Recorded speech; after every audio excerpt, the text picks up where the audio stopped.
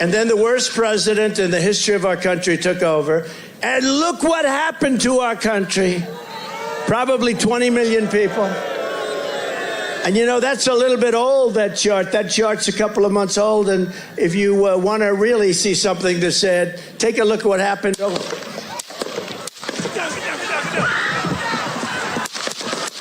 Oh my God, somebody's shooting. Whoa. Oh my God, did he get shot? They're shooting.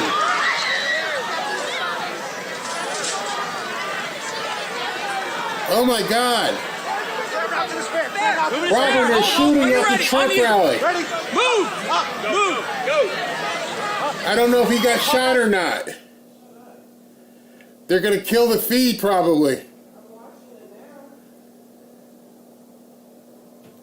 Holy shit. Are you guys seeing this? They killed the audio. I don't know how far into it. I don't know if he got shot or not.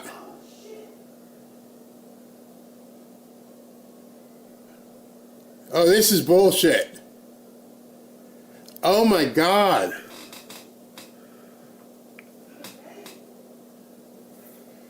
I don't know if he, people are clapping, so he must be up.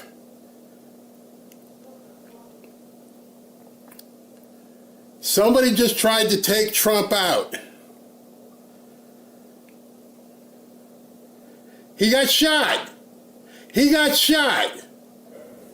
Well, there you go, guys. Oh, shit. Unbelievable information right now as we see President Trump being taken away from the podium there in Butler, Pennsylvania.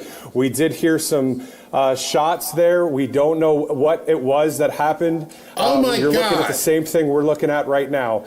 I was literally without the suit jacket, just watching the coverage. We heard the loud noises, and we are live now on Right Side Broadcasting Network. They're not saying the right side of his head was bleeding. Is very concerning at this point. Not sure again what happened there. Oh my God! We do know that people got towards the ground. I can't. I'm still on. I'm listening. We're watching this live with you throughout this country and some around the world. The leader of the free world is right there. How did they get weapons in? I gotta apologize for the language because that was raw footage. We were live that day, 2 years ago today. Doesn't seem like it was that long ago. 2 years ago today, we were all watching a sunny, packed rally, and then the shots rang out. And I had nothing but real emotion, like many of you, shocked, pissed off. And here we are, 2 years later, and this man is telling people on stages, hey, I'm still the target. And I don't know if you saw this. This just happened literally about an hour ago. This just happened. Police saying that they have arrested a man at the north barricade of the U.S. Capitol building who had a firearm. Firearms are prohibited on Capitol grounds. Now, Capitol Police say that they are working to learn more about the suspect and why he drove to the U.S. Capitol. It's not ending. It's never ending. It's going to continue. And we're sitting here going, how can this possibly be? How can this be the man that they continue to want to kill? And over, he keeps telling us, he's switching planes. They're probably doing decoys and different things with it. It's crazy. But I want to go back and do something a little bit different today. Actually, it's probably a lot different. You ever see that movie? I'm sure many of you have seen it. And that movie is It's a Wonderful Life. And when George Bailey is getting ready to kill himself and jump off the bridge, Clarence, the angel, comes down and says, you know what? You wish you never were born, he says to it. I mean, George Bailey says. And he goes, That's it. I'm going to show you what life is like if you were never born. And of course, as you've seen the movie, he goes through and everything is different. The town is different. The woman he married is different. They do not have kids. You do not have a life. Everything is completely different. So today, July 13th, 2026, let's think of July 13th, 2024, if the outcome in Butler, Pennsylvania would have been different. If you dial it back and say, what would have happened if instead of coming up and saying, fight, fight, fight, we saw a hearse or somebody drape a body bag? Where would we be today in America? Because it's really weird when we see everybody, not everybody, we see so many people bitching and moaning about this thing and that thing. And I have to wonder if these people realize if President Trump had been taken out, I'm not sure who would have been the presidential candidate for the right, but I just want you to imagine if they were able to win. You see, the very same people who were complaining and bitching about the housing bill and this thing and Israel and everything else, do they not remember what life was like before? Before, when they threw President Trump off of X and they started deleting people and didn't allow them to even communicate. Robin being one, she got tossed off. She's never gotten her original profile back. Do these people realize, Alex Jones, do you understand? Do you understand the very man that you're criticizing today, Candace Owens, the very man, the very administration that you have built an empire on trashing people? Nick Fuentes, all of you. Do you not realize the only reason you can make a single dime is because of President Trump? How can you possibly take that for granted? Maybe you need to have your wonderful life moment yourself. Especially Alex, you've been kicked off of every place. And you were basically persona non grata in restaurants probably. And now you found a home on X. They still won't let you talk on YouTube. And you found a home on Rumble. But for the most part, you're making your bank on X. Thank Elon. The other people, you're making money saying the crap that you're saying because the one man who's still alive allows you to. Do any of us have any doubt that if we were under a Kamala Harris presidency, any of us would be talking? This microphone, I could probably put it in a box. It'd be gone. I think too many people need to be shaken and go, what? Do you understand where you'd be? They tried, and I shouldn't say tried, they continue to try to take out President Trump. They missed in Butler by the grace of God. But imagine if they hadn't. Imagine if that bullet found its mark. When we would have woke up on July 14th going, oh my God, what do we do? And there's no 2024 victory. Kamala Harris or somebody worse would be in the White House. What would America look like today in July of 2026? Well, we can probably paint a little brief picture. The border, we can stop right there.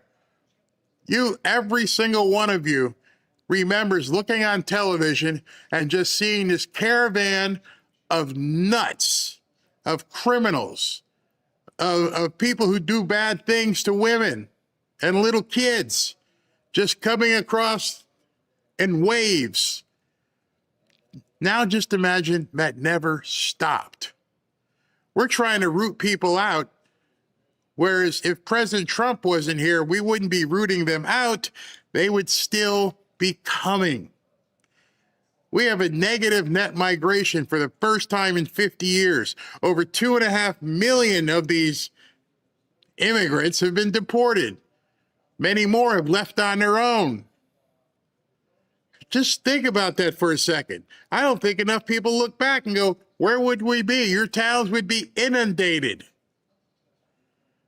We have fentanyl deaths plummeting. The border is secure. It's so secure, the media doesn't even talk about it anymore. It's not even a story. Oh, walls don't work. I guess they do. It works so well, you don't even go there. You don't even fly helicopters or drones. There's no story.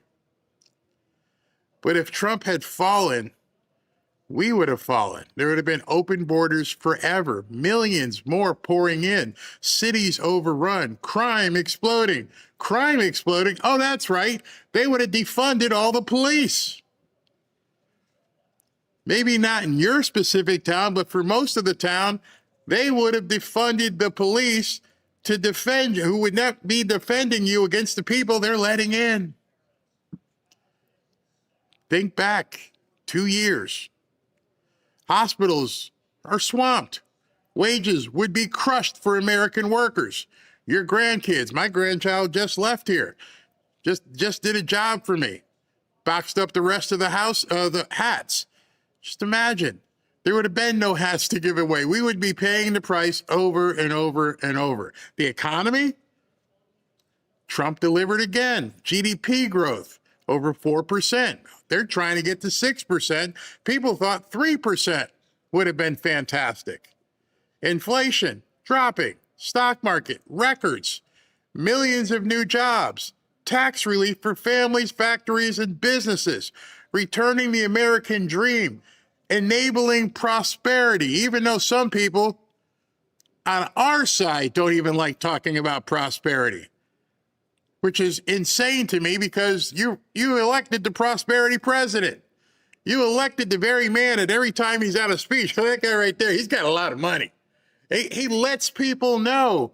And I think part of the reason he says it so much is to try to get people to understand, get comfortable in this new pair of shoes. Get comfortable with prosperity.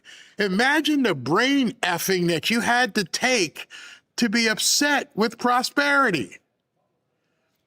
SV, Ashley, and I, and Robin, we talk about it all the time. Like, what the hell is wrong with people? Why are people so upset when people talk, especially I talk about prosperity?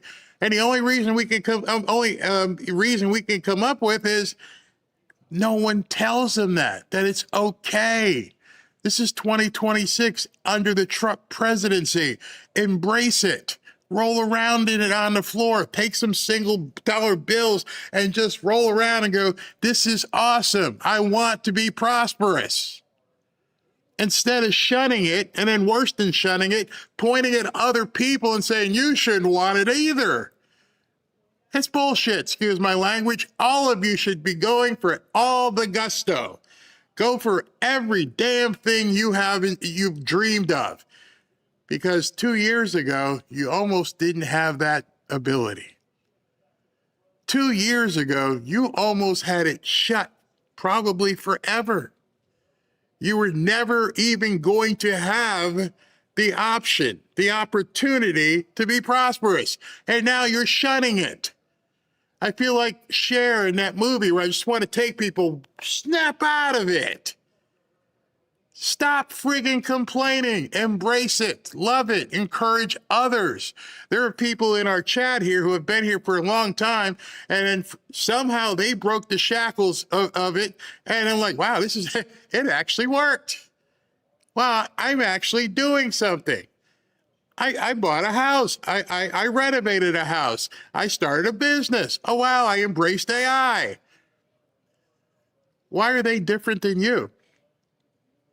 Because something clicked in their minds where they said, I have this opportunity. It's right here.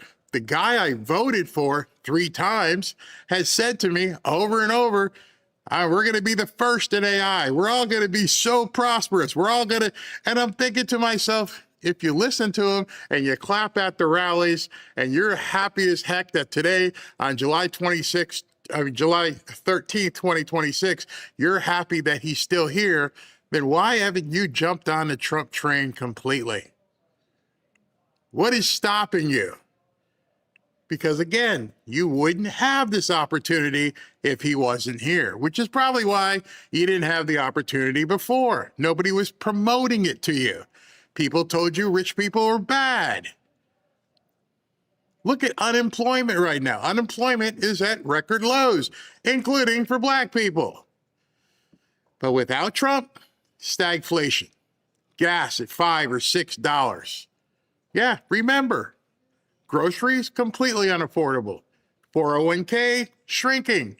Your business strangled by regulation after regulation. Government checks for everyone. You just got used to doing this, paying out and not realizing income for yourselves. Energy. Trump unleashed it. Remember what was drill, baby, drill, I think is what he said. They wouldn't be drilling. There would be no drilling. We have record oil and gas production. We have LNG, liquid natural gas, exports booming. Coal would be dead. We wouldn't even have that word in our dictionaries anymore.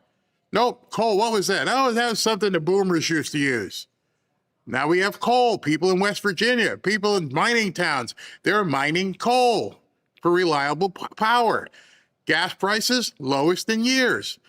No more begging foreign tyrants and supplicating ourselves to OPEC.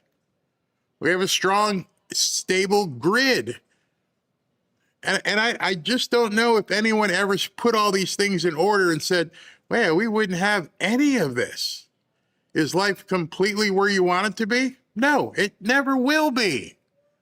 Let me tell you a quick story. My grandson, as you know, is training for football. He's down here. We got to go to the field again tonight. And a question comes up is, when do you think I'll be ready? And I told him, never ask that question. Always want more. Never be satisfied. Never be satisfied in business. Never be satisfied in your personal finances. Never sit back and go, I made it. Not because you're greedy, because you never know if you're ever going to have that chance and opportunity again. You never know how quickly that opportunity just goes away. Something like what happened with Lindsey Graham. You never know. We're not promised tomorrow.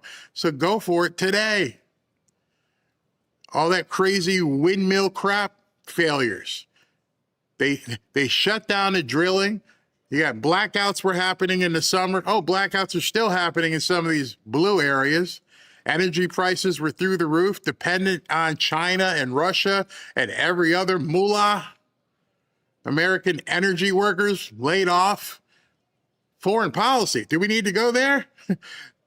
Nobody even talked about the Monroe Doctrine. It was a dusty paragraph in history books.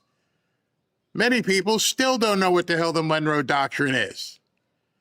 Peace through strength? We didn't have any peace through strength. We were pusswas. We bent over for anybody. Crazy. Now we've got this whole Iran thing that's been going on for literally a couple months. It'll get finished. It will get finished. People don't like Israel now. Israel first. Israel controls Trump. Well, many of us who are Christian understand the importance of Israel. A lot of the people who don't probably don't read their Bible. Oh, wait a minute. What was Venezuela like? Oh, remember Maduro thumping his chest? Oh, come get me, Trump. Okay, we did. Now what's going on in Venezuela? I have personal people I've worked with who are like, I'm getting ready to go back. I had a guy who, believe it or not, true story. He works for our exterminator company. And if you live in South Florida, it might be different in other areas of the country, but you better have an exterminator on speed dial because the bugs down here don't play. And so he came in and he's like, I won't see you too much anymore. And I'm like, why? I'm moving back to Venezuela. And he pulls out his phone and shows me he bought this condo on the beach. He goes, now I can go home. I'm like, wow, fantastic. Cartels, all the drugs and stuff that they were bringing in. Not anymore. Not anymore. We're respected. Where do you think we'd be if Kamala was president? How respected would we be if she was, I don't know, dancing and jiving and doing stuff? Oh, wait a second. Here's something else for you. Do you think there'd be more boys and girls sports or less? Oh, there'd be a whole lot more. Do you think that people would be promoting that little boys lop off their junk and girls would strap down their boobies? Yep. You can be whatever you want. Do you think there'd be more of those dancing people in libraries? You got it. I'm only halfway through the list here and I'm 20 minutes in. I think people need this walk down memory lane. I think they need to put on the whole It's a Wonderful Life and get your own Zuzu pedals at this point. Because we aren't even done yet. We haven't even got to some of the real good stuff. I don't think people realize it. Hey, how's your pronouns? Are you he, thee, they, be, whatever? Nope, that's gone. Gone. We're not talking about that stuff anymore. How about the deep state? Is the deep state still strong? Are they still stealing your money in record numbers? I got to show you a story that just came out today. Hundreds and hundreds of billions of dollars that they were just stealing from Americans. No more. Do you think that would have been higher or less if Kamala Harris was in office? Small businesses are thriving now. Innovation, booming, freedom, returning. More taxes or less taxes? More woke nonsense or less woke nonsense? Teaching hate for America in our schools, having the colleges have these billion-dollar endowments, but still stealing your money and indoctrinating people? You see, one of the things I think about this Democrat socialism stuff is we have a short window. I don't think we're producing any more, but we got to fix the ones that got produced while we weren't looking. Everything I'm telling you is a contrast. I don't think enough people sat back and said, if Donald Trump had succumbed on that day, if he hadn't stood up, if he hadn't said, fight, fight, fight, where would we be? You know, I play this video all the time. Tell me how we'd be playing this if Kamala was president. We're going to win so much, you may even get tired of winning. And you'll say, please, please, it's too much winning. We can't take it anymore. Mr. President, it's too much. And I'll say, no, it isn't. We have to keep winning. We have to win more. We're going to win more. You see, I think people did get tired of winning. I think there's some people out there on our side who are like, yeah, I'm good now. This is where now I'm going to turn things around and be a complete asshat. I, for one, I'm never going back. I'm never going back to what life was like before President Trump took office a second time. Not going to happen. There's a reason why I am doing everything I possibly can to be as prosperous as I possibly can. There's a reason why I encourage you to be as prosperous as you possibly can. Because if you don't orc-proof yourself, you could be at their whim. If they somehow wrestle power back, if you're not prepared to be on your own and safe and understand the different moves you can make to make sure you're orc-proof, Democrat-proof, socialist-proof. And the way you make yourself is understand the things that they do that they will never do away with. I spent a lot of time yesterday talking about Section 8. A lot of people, not a lot of people, some people got pissed off. Barry, how could you do that? Because I'm doing the same thing I did when Obama was president, and I'm doing what I did when Clinton was president. I know what things they will never, never do away with. They will never do away with Section 8. They will never do away with SNAP. If you understand the things that they make their money on, and make sure you're diversified enough so if the poop hits the fan, that you're like, I know this is safe. This is a safe avenue. They will never take it from me. I'm never going back. Robin's never going back. I'm making sure Ashley and the grandkids never go back. I want to enjoy the life that this man is allowing us to have. The doors he's kicked open.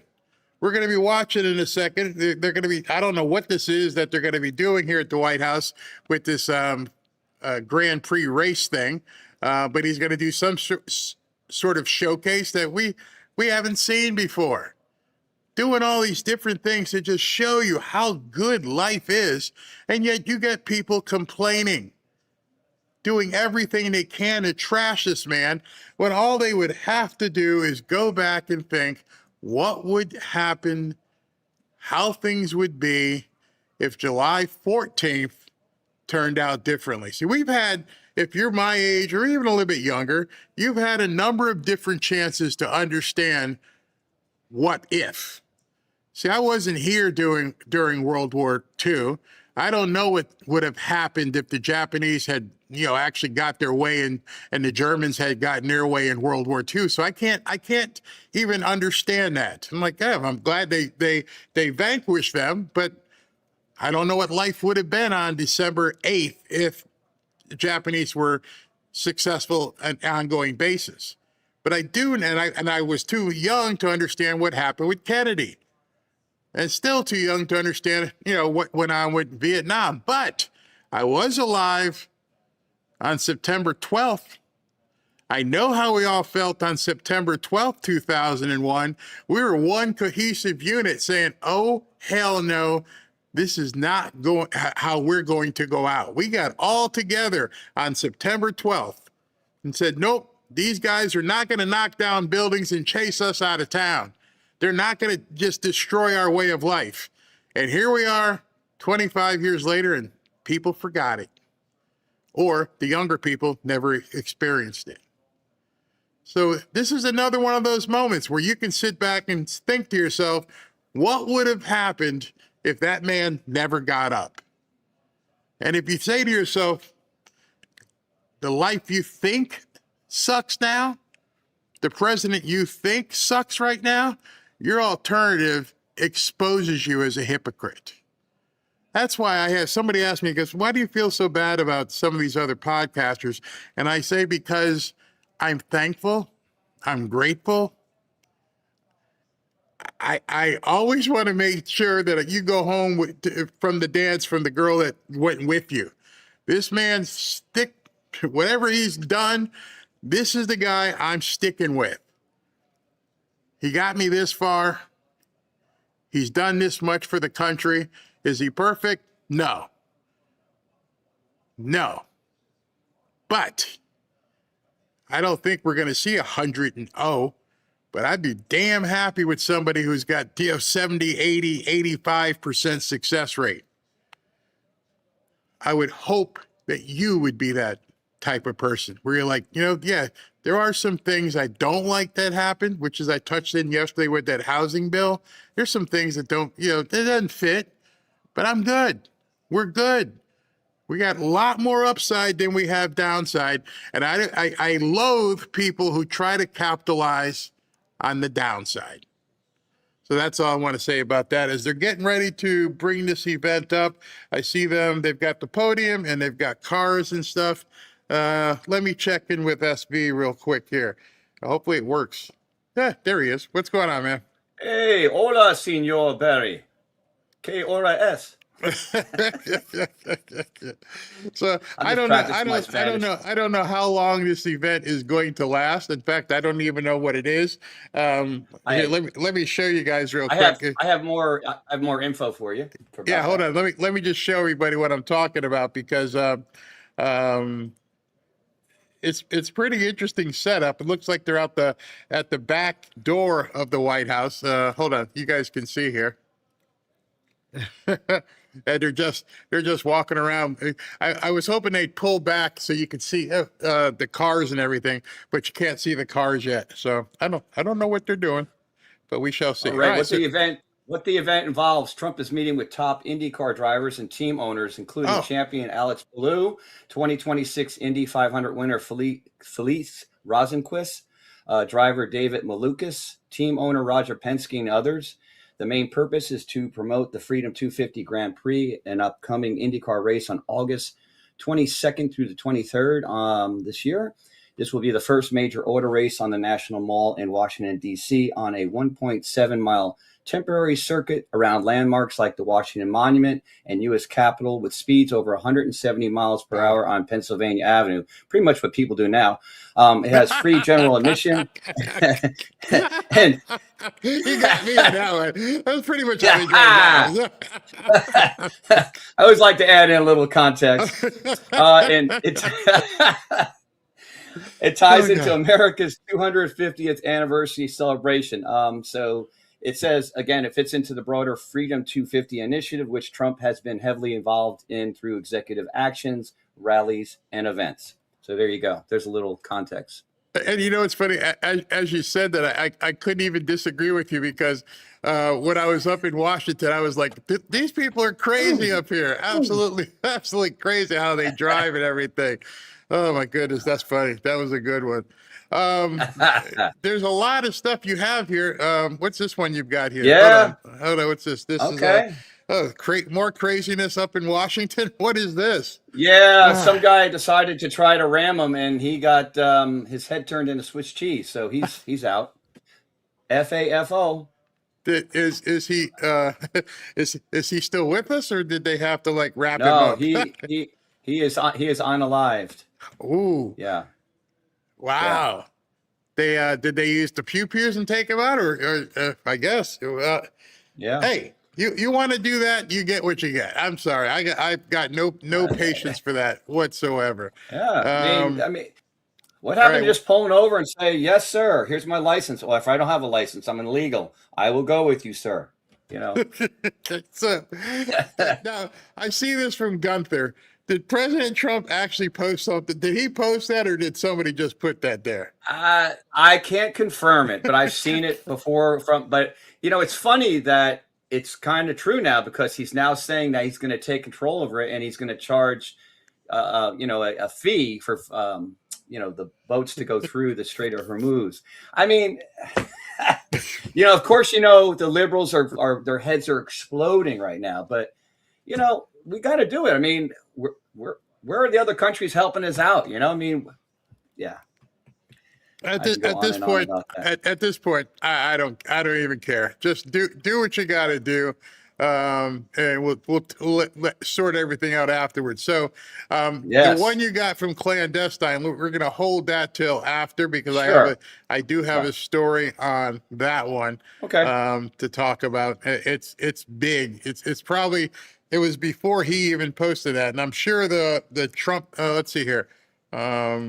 There's a couple different things from the Trump posted. I'm not sure if this is this one of the ones that you had posted there.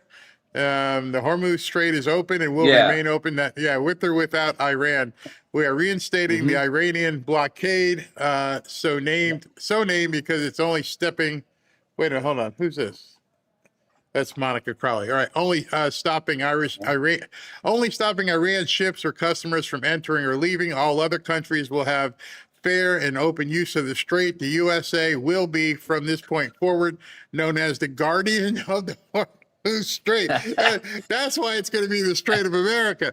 But as such, and as a matter of fairness, will be in reverse at the rate of 20% on all cargo ships. He's taking the money for any and all costs necessary to do the job of providing safety and security to this very volatile section of the world. The process and formation will begin immediately. Why do I got some sort of image in my head of like the Godfather movie? You got to pay the VIG. You got your VIG, 20%. I want 20% off the top. All right. Oh my God! I Yes. I could see the meme with him at McDonald's in the drive-through collecting the money too. You know, thank you. Come again. Yeah, I just think Godfather, like, because we wouldn't even have to change the name. Yes, Don. Yes, Don Trump. Yes, Yes. Don. We got to Yes. pay that. Yes. All right, so they're gearing up. SV, let me go ahead and Correct. gear up for Commercial. a commercial here as everybody is milling about out here. All right, thank you, sir. See you soon. Here is the event. They are there doing what they need to do. Hold on, let me just make sure volume is up once they start talking, but you guys can see it right there. There we are. They've got some of the race cars. I don't know why there's a tire out there in the middle, but there's a tire just sitting there by itself. Maybe they're going to have a crew chief or something help out with it. But we're getting set. The racers are there in their red, white, and blue. So we'll be right there to do it. All right. So let me tell you a little bit about Brightcore. All right. So microplastics are becoming too much of a problem to ignore. They're in 94% of U.S. drinking water, nearly 90% of our meat and seafood, and the average American actually inhales microplastics, 68,000 microplastic particles every single day. Wow. The EPA recently decided not to include microplastics in the next nationwide drinking water monitor program, meaning we likely won't have updated data for years, even as microplastic exposure continues to rise. Scientists have already found microplastics in our blood, our arteries, and even in our brains. The good news is that new research suggests that there are ways to help your body fight back. And one of those ways to fight back is with kimchi. They have found this to be absolutely true, that kimchi binds and excretes nanoplastics. Certain probiotic strains found in kimchi have demonstrated the ability to not only to remove toxins like BPA. New research is also exploring how these same beneficial bacteria help bind and excrete these microplastics before they can do further damage in your body.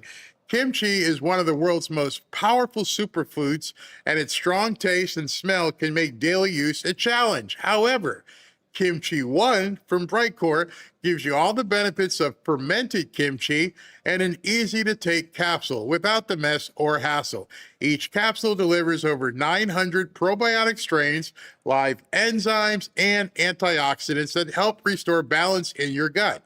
People are seeing improvements in digestion, bloating, regularity, energy, and metabolism. Studies show that kimchi can even reduce the risk of obesity by 32% or so. So that's pretty good. And working with kimchi, if you guys would like some, you can get an exclusive offer by clicking the link below in the description of this video for 25% off your entire order. Or for an even better deal, you can call my friends at Brightcore for up to 50% off your order and free shipping. Give them a call now at 888-418-6738. And with that, we are going to basically roll the intro and then come back. And I believe at that point, President Trump will be out on stage at this race car event, whatever this may be. So I'm looking forward to it. Joining us now by one man is being victimized by our own government. One man whom they fear, yet whom millions love. One man who is willing to take the poison arrows of lawfare. One man whose voice has been taken away by a corrupt judge operating in a corrupt system. One man who has been ridiculed and insulted. One man who refused to back down. One man who refused to back down. One man who refused to back down. One man who stands between us and them. One man that wants to see America protected again. One man who wants to see America prosper again. One man who understands that a man is a man and a woman is a woman. One man who understands and protects the blessing of life. One man who wants to restore American exceptionalism. One man who once again wants to make America that shining city on a hill for all to see. A place where all the people of the world glowingly set their eyes upon. America. One man who unashamedly wants to make America great again. That one man is Donald Trump.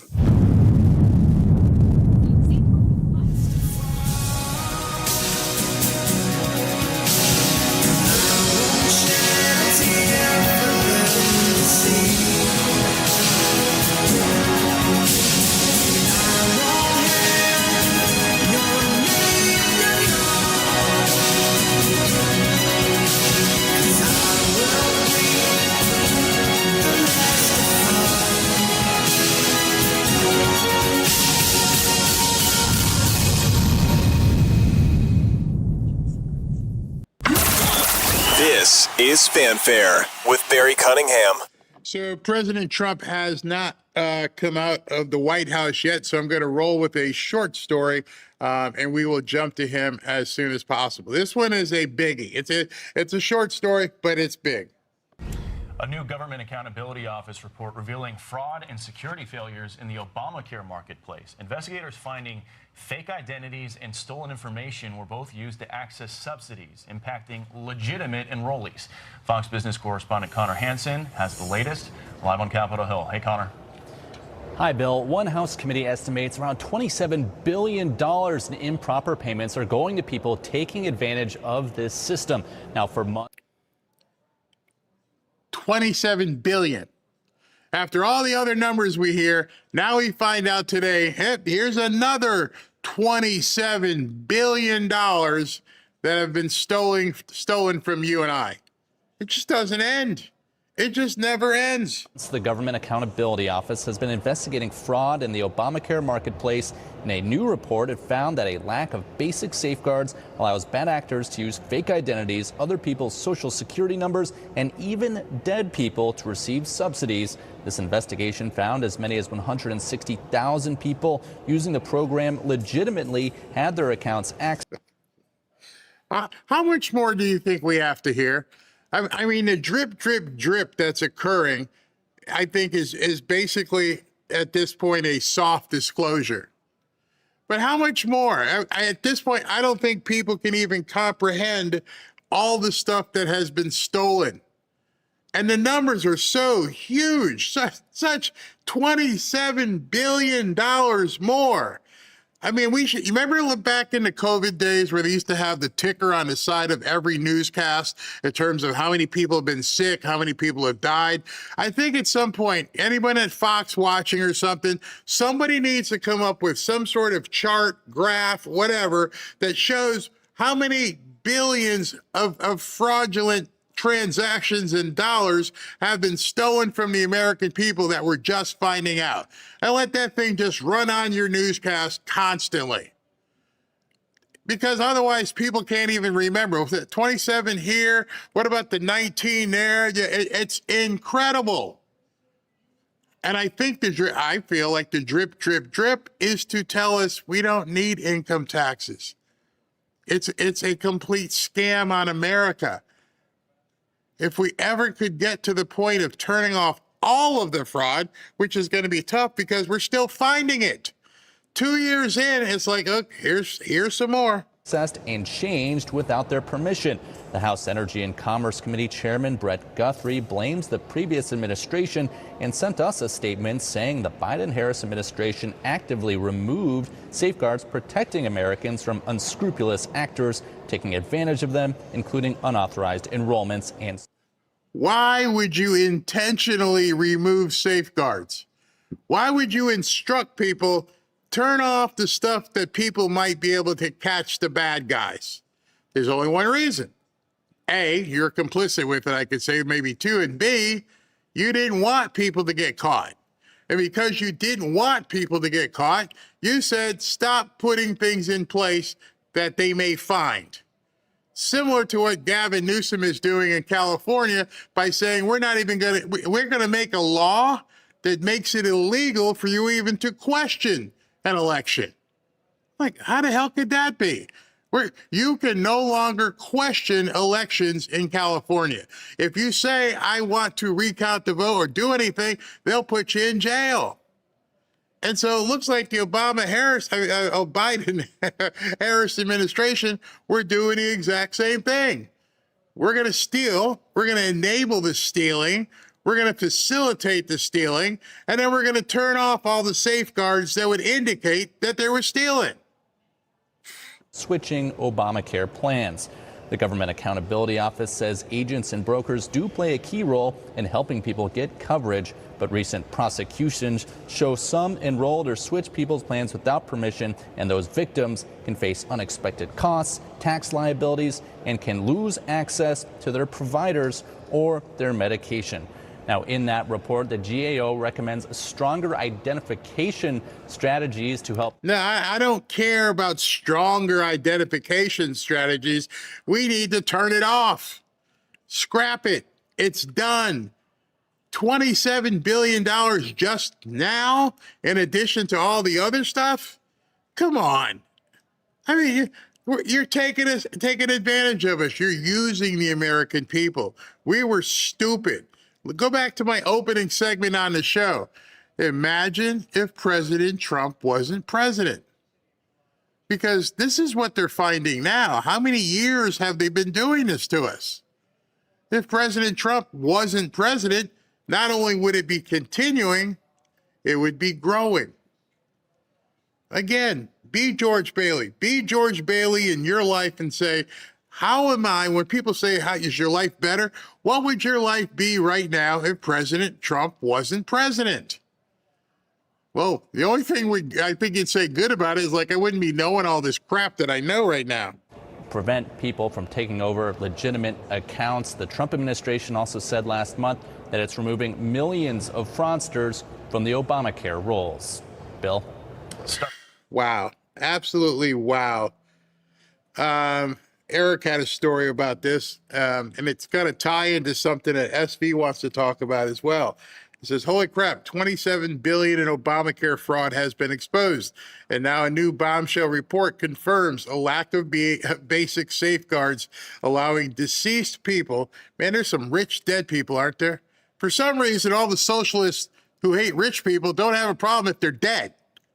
Dead rich people, whew, that's good. Somalis, real rich. Nobody's talking about it. In fact, nobody talks about the fraud. Nobody. All these Somalis that have done all this stuff, who have stolen all this money, socialists don't seem to care about those rich people, do they? And other scammers to steal taxpayer funds. Obamacare is one big racket. Shut it down. Millions of fraudsters are being purged from the rolls by the Trump administration. This investigation found as many as 160,000 people using the probe, I would say illegitimately, using it legitimately, had their accounts accessed and changed without their permission. One House committee estimates around $27 billion in taxpayer improper payments are going to people taking advantage of this system.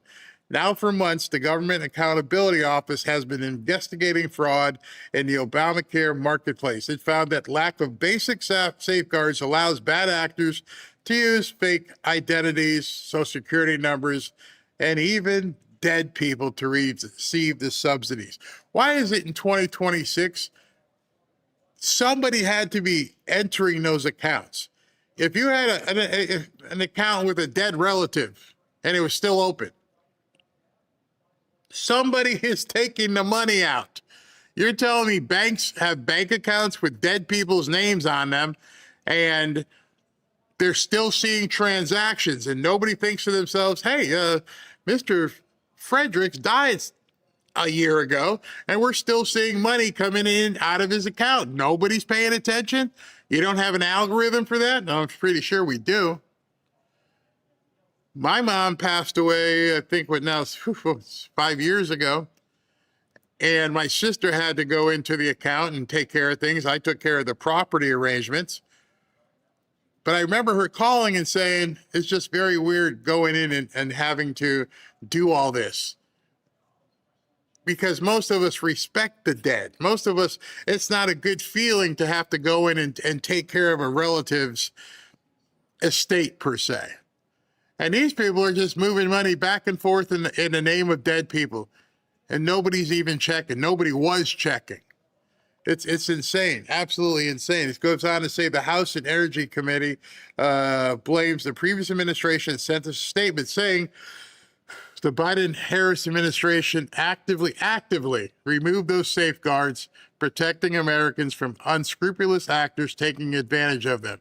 One of the questions I've always had about these unscrupulous actors, and I've said the same thing about the Somalis, is they can't do it in a vacuum. There's no way all of this could be happening without people up the chain knowing what's going on. You can't do it on your own. You can't access these government programs. You can't divert funds to this person or that person without somebody else somewhere saying, do it. And so the more we dig into this is probably more the reason why these people are freaking out. And just want to sidebar here, since we have a little extra time, sidebar. Don't be worried about Doge going away. Because when Ashley is using AI to come up with something, or I'm using AI to come up with something, I can ask the most complex question and say, go ahead, research, citate it, give me links, show me all this stuff. And it literally takes seconds. And that's just using Grok. That's just using minimal AI information. Now just imagine you're, I don't know, Elon Musk with the best of the best. What kind of algorithm, what kind of spider could you put into a government program and say, go find all this information for me? I don't need a year. That's probably going to take at most for somebody of that capacity with people who have that kind of brain power and understand how to use this stuff. How long? A couple days? That tells me there is so much information they already have. I think the reason we're seeing all this come out is because they have that information. They know where to look. And now it's just a matter of making it public. And we see Kash Patel making all these arrests. Yes, he's making a ton of arrests. How is it happening? Well, I know personally, and this is nothing, if you're not using AI, you don't know its capacity. You don't know its capabilities. I get amazed every single day. And I was talking to my grandson while he was doing some work here, and it was very interesting. He's like, I said, your mom's getting really good with AI, Ashley. And he's like, yeah. He goes, it's a shame. He goes, that our teachers can use AI, but we can't. And I told him if I was a teacher today, I would encourage every student to use AI, but I would grade them on their prompt. See, I don't want you to put in a prompt, who was the first president of the United States, and write me a report and a book report or a paper on who the first president of the United States and then hand it in. Nope. However, if you came in to me and said, I said, show me your prompt, because I want to teach you how to write prompts for this machine. And you said, okay, so tell me who the first president of the United States is. What was his personal history? How did he become a general? How did he defeat the English? How bad was it? What was the weather conditions in Valley Forge? And show me a prompt that says, I need to know all that information. I'm grading you on that, because now you're showing me you have some idea as to what you want to find out. And some of you may say, Barry, that's not, well, yeah, it is, because it's no different than us walking into a library. We used to walk into libraries as kids, and there'd be books and books and books, and we had this Dewey Decimal System. We had to go find things out. Well, just imagine you have the biggest Dewey Decimal System ever imagined at your fingertips. You didn't go looking for a book on some guy on a riverboat. No, you wanted to look up Tom Sawyer. You wanted to see all these different things. And now you could dig in and you could talk about Mark Twain and ask Mark Twain questions. Can you give me a video of Mark Twain? What was he thinking when he wrote the book? Don't get me started. Prompt engineering is more important than these kids writing stupid book reports these days. And I told him, he was sitting right there. And I told him all this. He's like, I didn't think of it that way. Because as you write the prompt and you get the information, you are going to have more knowledge. So anyway, all right. So I digress. So then SV had a story. Okay, now I can go to your story because I want to make sure. All right, which one? The one from Clandestine here. Clandestine. Yes, sir. Right. I have it queued up. So let me scroll up to it. All right. So I have this interview that he's talking about ready to go. I didn't know if President Trump would have time. It's like a 20-minute interview. Let me see something. I wonder if I should play a little bit of it. No, I'm not going to get into that. The clip is only 1 minute and 21 seconds long. If you want to do that part, just do that part. Post. Okay, hold on. Yeah. Here we go. Talks about it. Yeah. He kind of lets it slip. Because I have that whole video cut and ready to go. What I'm talking about, everybody, is President Trump this morning. You guys know he did CNN yesterday. He did MSNBC. And then this morning, he jumped on with Fox and Friends, and he talked for about 25 minutes. Let me go ahead and play this cut. But if you look, for 47 years, they've been tapping people along, presidents. Every president got tapped along, didn't do anything, and they became more and more powerful. This should have been done 47 years ago. Shouldn't have been allowed to start.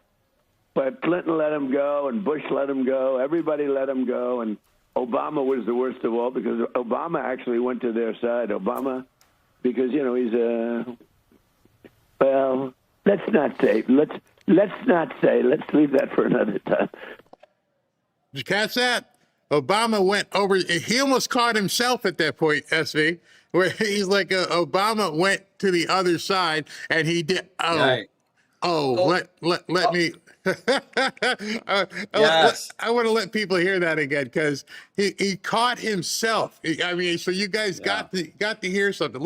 Listen closer. To start, but Clinton let him go, and Bush let him go. Everybody let him go, and Obama was the worst of all because Obama actually went to their side. Obama, because he's well, let's not say. Let's leave that for another time.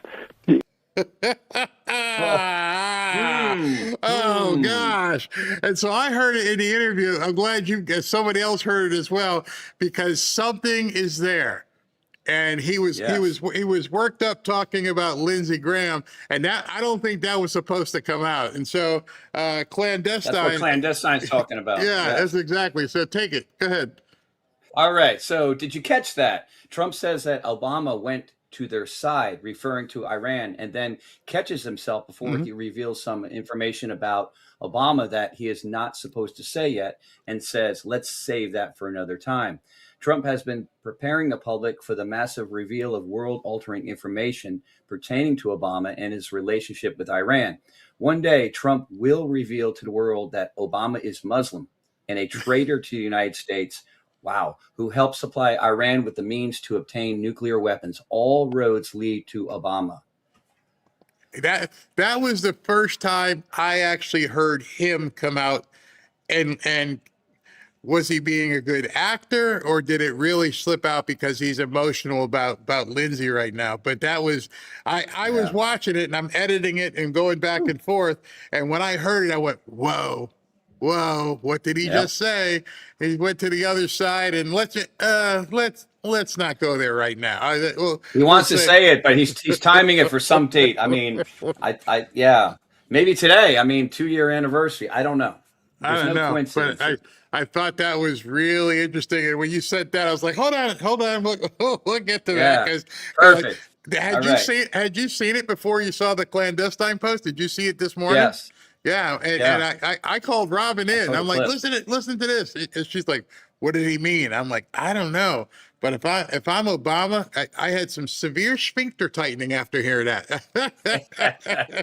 Ooh. Because, oh boy, that one is gonna leave a mark. And it's funny because most of the media will never talk about it. All right, so Oh, you yeah. got I want to go with this one because I have something to tell you guys about this. SV, this is Sean Duffy, Yeah. and tell me about this story. Yeah, so apparently there was another case of a commercial truck license going to an illegal who actually unalived a 21-year-old UM goalie and rising soccer star Tobias Forsyth. So Duffy goes, not only did he not speak English when he took the test to get his CDL, he took it in English and allegedly passed. So this reeks of fraud. And we are now digging in to figure out where he went to school, who gave him the test, and how did they pass him.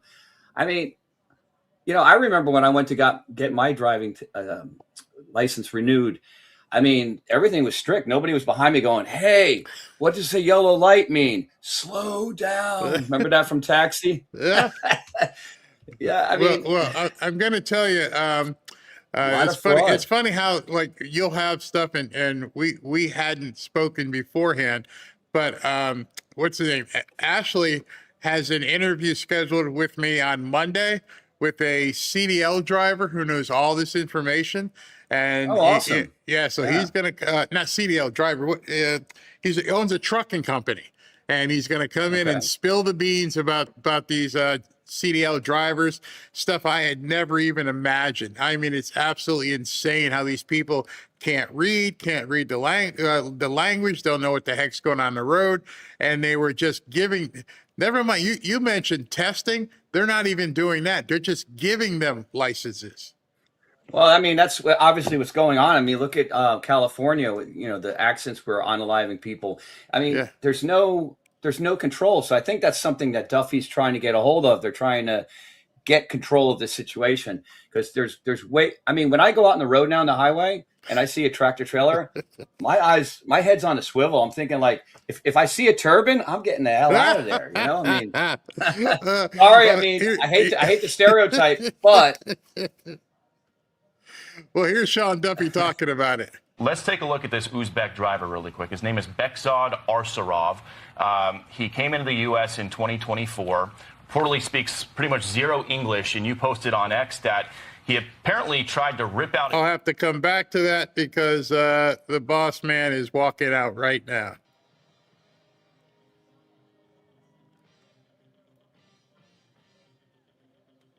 And how's the sound here?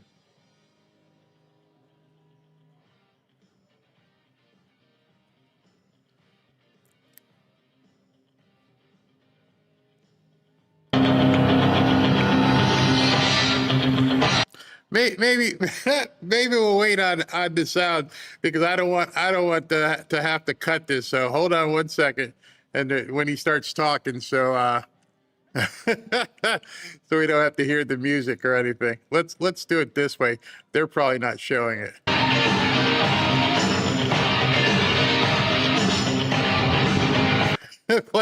So come on, okay. Yeah, he's still talking. I mean, they're still playing that music. Though, it's funny because YouTube would probably hit me just for a couple of those seconds of the bars there, but they're playing Eye of the Tiger right now as these guys are getting ready to talk. And so as soon as it comes up, we will. Yeah, now they're singing the whole. So just so you know, they're singing the whole song. Wow, look at all those people there. That is cool as crap. That is wild. Very wild. So just give you an idea. They're playing that. They're playing the song from Rocky right now, which is I could put it on, but I don't want to get caught with anything. Here we go. President Trump is talking.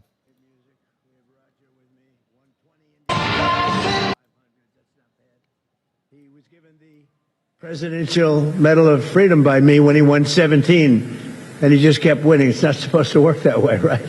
We thought he stopped, but he won, and he's amazing. He's been my friend for a long time, but I'm thrilled to be here with some of the most extraordinary figures in the history of motorsports and any sport, if you think about it, as we count down to the Freedom 250 Grand Prix.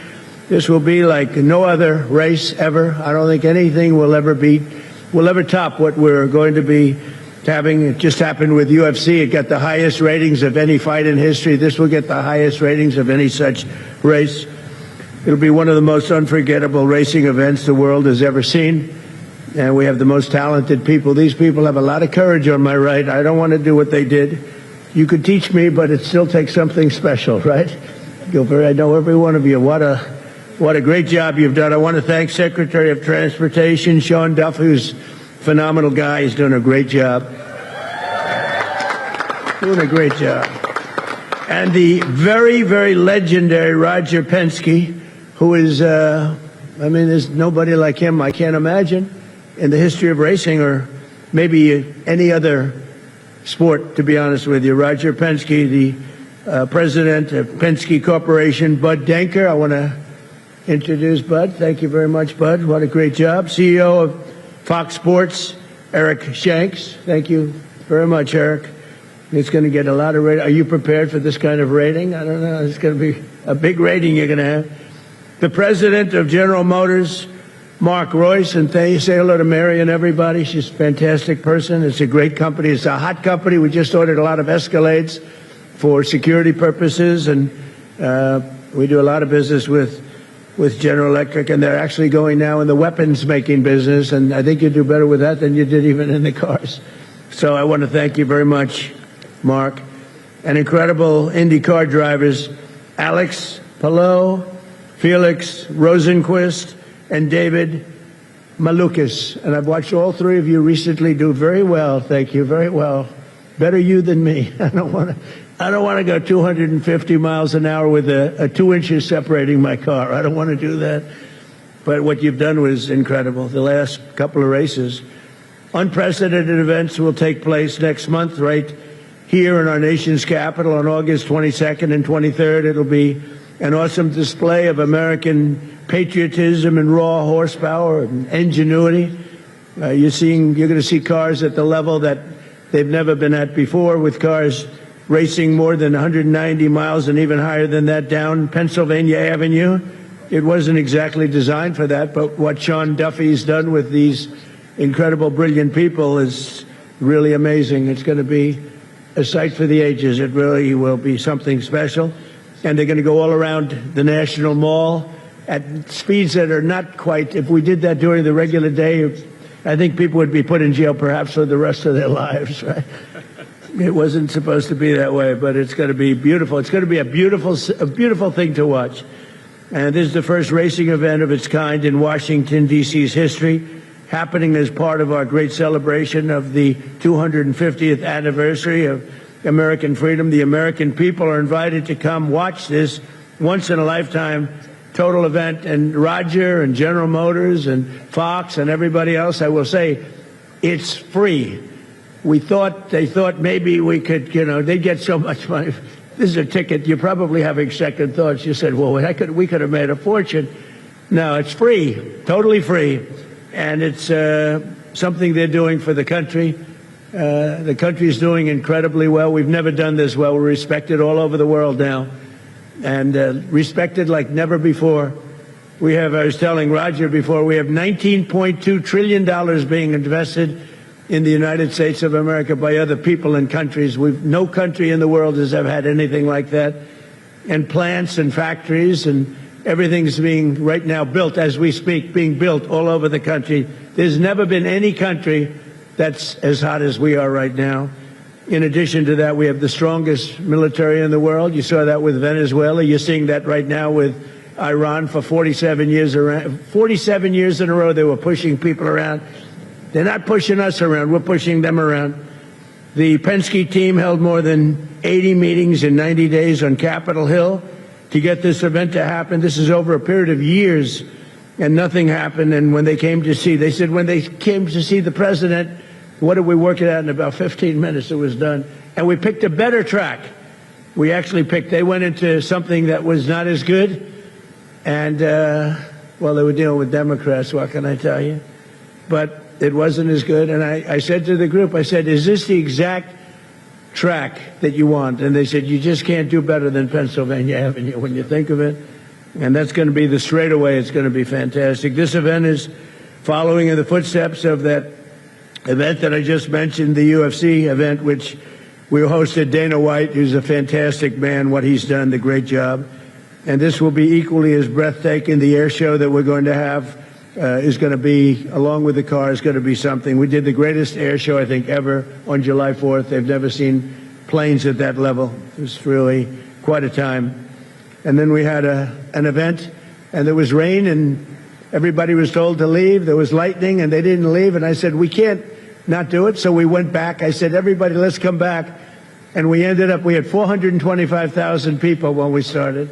And they were, think of that, it was a number much bigger than ever anticipated. And then everybody was told to go home, and I heard about that. I said, no way.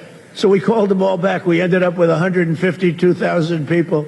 It was actually made hotter. This was made better and hotter by bad weather, believe it or not. I said, I don't care if I have to make the speech at 2 o'clock in the morning. It doesn't matter.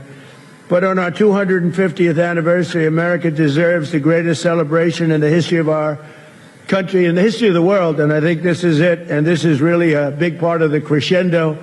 So next month, these exceptional sportsmen, drivers, athletes, they're great athletes. Nothing nobody can do. They're born with something very special. They're born with an ability to press that pedal all the way down to the ground. Most people can't do that. Very few people can, but their beautiful cars are going to make freedom roar. This will be a freedom that's roaring like never before. So I'd like to now just ask Sean Duffy. This guy, Sean, is exceptional. And you know what people don't know? He was the world record in going up logs, going up to the top of these stupid trees. I never saw anything like. And Sean had, how many years were you the champion of that? 5? For 5 years, he was the world champion. He was the lumberjack. Who the hell knew that about Sean Duffy? And that because I like champions. He was the world champion for 5 years, going up a tree and coming down. He said going up wasn't bad. Coming down was very dangerous. He broke his back a couple of times, little things like that. But he was the world champion at that, climbing the tree for 5 separate times. And, you know, we respect great champions and athletes. So you wouldn't believe it. That's my man. I've known that for a long time. And he's married to Rachel, who's an incredible woman. She's a very big success on television, and we love their family. We love him. So I'd like to ask Sean to say a few words, and then Roger Penske is going to speak. And then we're going to be given a display of how to put tires on a car very quickly. So you're going to have a good time. Thank you very much, everybody. Thank you. Well, first, thank you, Mr. President. As the Secretary of Transportation, lumberjack sports, we used to move logs down rivers, one of the first modes of transportation, so it's fitting. Thank you for the job. But it's great to be here with two legends, one legend in presidential history, but another legend, Roger Penske, in motorsports history for this great day. And just a little history that the President mentioned. The Department of Transportation was working with Fox Sports and the Penskes, and Bud Denker was working the Hill, and he had over 80 meetings on the Hill trying to make this event happen, because when you think about America 250, you also think about cars, and when you think about cars, you do think about freedom. This all goes together, and we had some people who were creating problems for us on the Hill. Not your team, Mr. President. The other team was creating problems. And so you don't go to the president with a half-baked idea. But we hit a roadblock, and I called Roger. I said, Roger, you got to call the president and tell him about this great idea, and can he move this forward? And the president's right. It was one phone call, and the president said, done. We're gonna celebrate America 250 with an IndyCar race for the first time in the U.S. Capitol. And so I appreciate that, Mr. President, for all you have done to make this event happen. It would not be going on unless we had presidential engagement. And I agree the UFC fight was remarkable. But America's birthday doesn't end on the 4th of July. Our birthday continues for the coming year, and so to continue to celebrate America 250, it would only make sense that we would do that with this road race. It's going to be August 23rd. The tickets are free. The weather's not going to be 100 degrees in D.C. I'm thinking like 75 maybe in August. My mouth to God's ears. But we hope everyone comes and checks out this race, and it's going to be epic. And to the racers, I got to go around the Indy track at 175 miles an hour, and that felt like it was really fast. These guys are going 200, 250 around the track, true athletes. So to have you all here and to have the cars here is fantastic. And again, just finally, Mr. President, thank you for your leadership. You don't do anything. But we hope everyone comes and checks out this race, and it's going to be epic. And to the racers, I got to go around the Indy track at 175 miles an hour, and that felt like it was really fast. These guys are going 200, 250 around the track, true athletes. So to have you all here and to have the cars here is fantastic. And again, just finally, Mr. President, thank you for your leadership. You don't do anything that's small. Everything you do is big. It's huge. It's the best. It's the greatest. Whether it's the UFC fight or an IndyCar race in the Capitol, we appreciate your leadership. America loves you, and thank you for making this happen. Thank you very much. Thank you, Mr. Secretary, and welcome everybody here today. It's an honor for me, Mr. President, to be here and be part of this celebration. When you think about 250 years of this country, it's an amazing time. It's a great place to live. It's a great place to work. And I think we're fortunate to have the most important office in the world give us the green light and then the checkered flag to have this event in August. Think about it. Over 250,000 people signed up to come to this event. And we will be able to accommodate 100,000 each of the 2 days. And it's for free, as the President said. But we're honored. I think it's an opportunity to showcase the technology, the speed, the partnerships, and the athletes that make such a difference. We think about the Indy 500 as an iconic race, but this is going to move right up there next to it as far as we're concerned from the standpoint of the best in the world. So, Mr. President, thank you again for this opportunity, and I think we have a special helmet for you. Am I right, Alex? We do.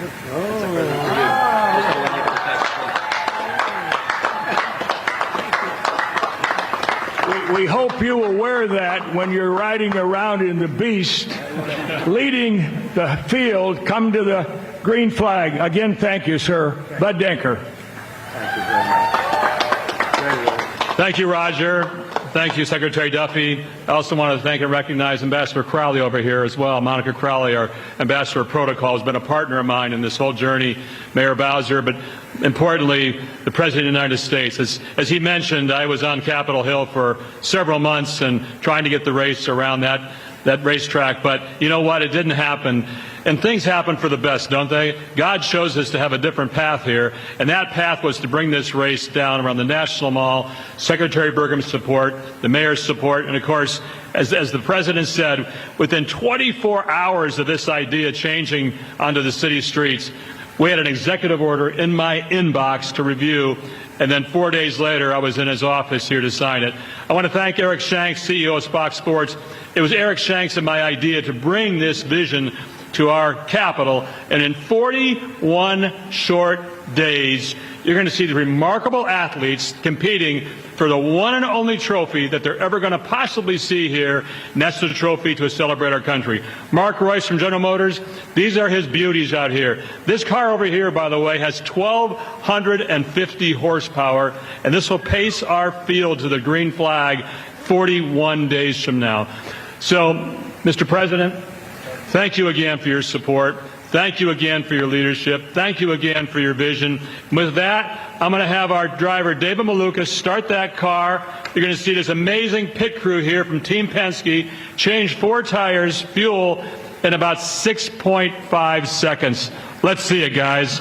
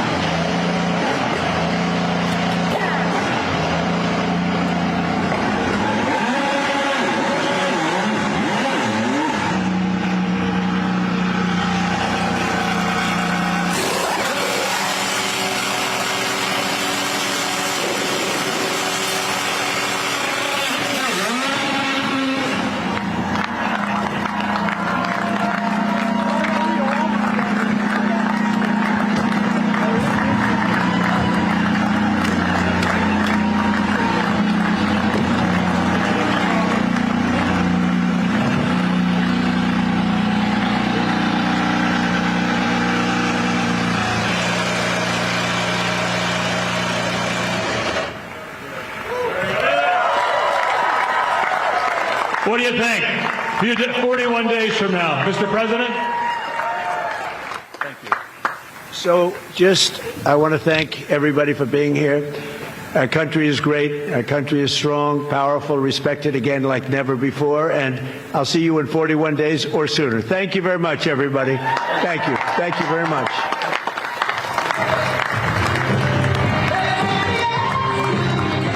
Wow. Wow. Hey, I used to live up in Daytona Beach, and obviously NASCAR home up there. And I used to watch the NASCAR guys all the time and see practice and go to the Daytona 500. But I've never seen an IndyCar race. I might have to make a trip up to Washington in 41 days. That's pretty crazy. Yeah. You ever seen it? Holy crap. Man, I wish my mechanic could change my tires that quickly. You know? Jiffy Lube, four tires and fuel in 5 seconds. Wow. Yeah, that's you know, it's funny. Somebody wrote in the chat, these guys aren't athletes, they're drivers. Obviously, you haven't had to do what these guys do for 3, 4, 5 hours at a time. They're definitely athletes. You have to train yourself to be able. It's incredible. Sometimes people make it look so easy that they don't realize what they're looking at. It's definitely when one of those athletic. guys misses one lug nut, that can mean the difference of winning a race with 1 or 2 seconds at those kind of speeds. And we're talking tens of. I think each one of those cars costs like $10 million. I mean, it's insane. Wow. I want one. Yeah, I'd love prosperity. I would like what. Hold on, let me show you this. Is it this one? One of the best events you can go see. So we look forward to it. Yeah, and one of the best parts about it is, as the president said, it's absolutely free. All you got to do is make your way down to watch the cars go around the track. All right. All right, right now, Iran. That's pretty cool. I'm gonna have to print that map out because I wonder how they even came up with that to put that together. But that's very, very cool.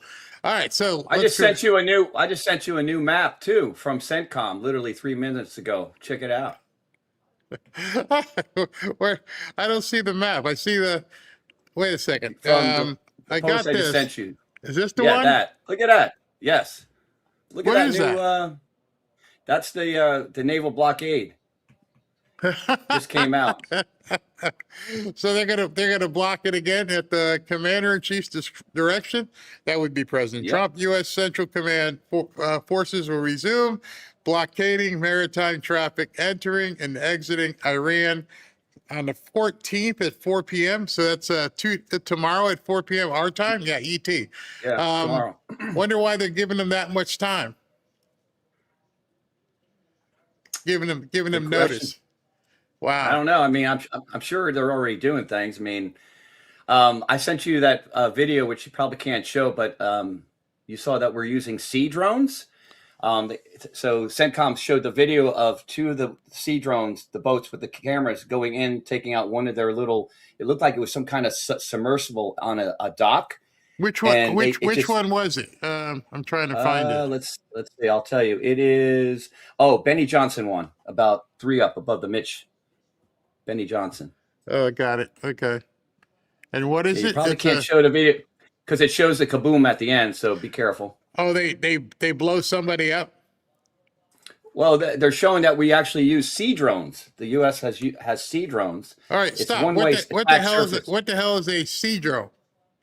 It's a one-way attack surface drone. It's a boat, and there's nobody on it. It's got a camera, and the video shows the camera as it's approaching the dock, and then ba-boom. Okay. It's like the narco terrorist kind of videos, but this is pretty cool technology. Oh, so the thing in the red. Oh, it drives right into it. Yeah, watch it, and it's like, Wow. Yeah, I can. There's no humans in that, so it's okay. Yeah, Okay. but just make showing. sure. Yeah. Wow, that's pretty cool. Isn't that wild? Yes, Oh, it so is. those It's are the those- first time Those that we've used the sea drone. Navy boats, right? Those Navy boats that the same Navy boat that saved those guys when they went down. They're using those Yeah. things to just drive them right into a. Wow. And our enemies are using them as well, so it's not just a one-wayer. It goes both ways. Wow, especially the air drones too. That's But I amazing. thought that was Absolutely pretty cool. amazing. That's pretty crazy. Oh wow. All right.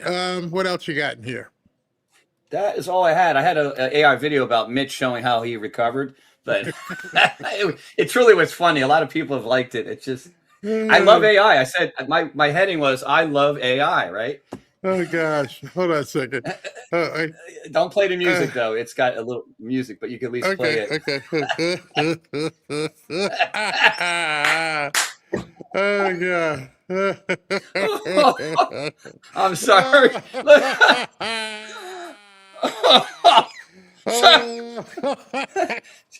Joe, you answered all the questions. Oh, you're bad. You're bad. I know. You got to send me the link for that press conference that happened. I got to show everybody that press conference. The the one you sent me by phone. I got to show them that press conference. I wish we could have got the audio from it. It would have been probably a lot of grunting. Are you talking about the bison one? The bison? Did you send it? Yeah. No, I'll get it to you real quick. Just 1 second here. Oh, I almost spit through my nose when I saw that. I'm like, that's somebody. See, that's some serious ingenuity there. Somebody thought, hey, you know what? Let me go ahead and create a profile for the mad bison, the mad buffalo. Oh, where is it? All right, I'm almost on it. I almost have it. Hold up. Here it comes. Let's see. Since he posted it, here it is. Oh gosh, that was too funny. Copy link. All right, here we go. Here we go. There it is. It's from Buffalo Ron. He had some other funny stuff on there too. What happened happened. Oh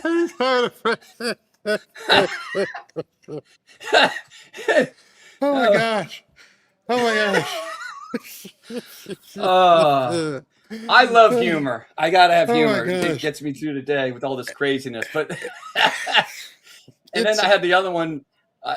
It's so crazy that I don't know who this person is, but was he Buffalo Ron before today? Did he just start this profile just to? I don't know. It just showed up in the feed because it was reposted from Rita, the lady over in Australia.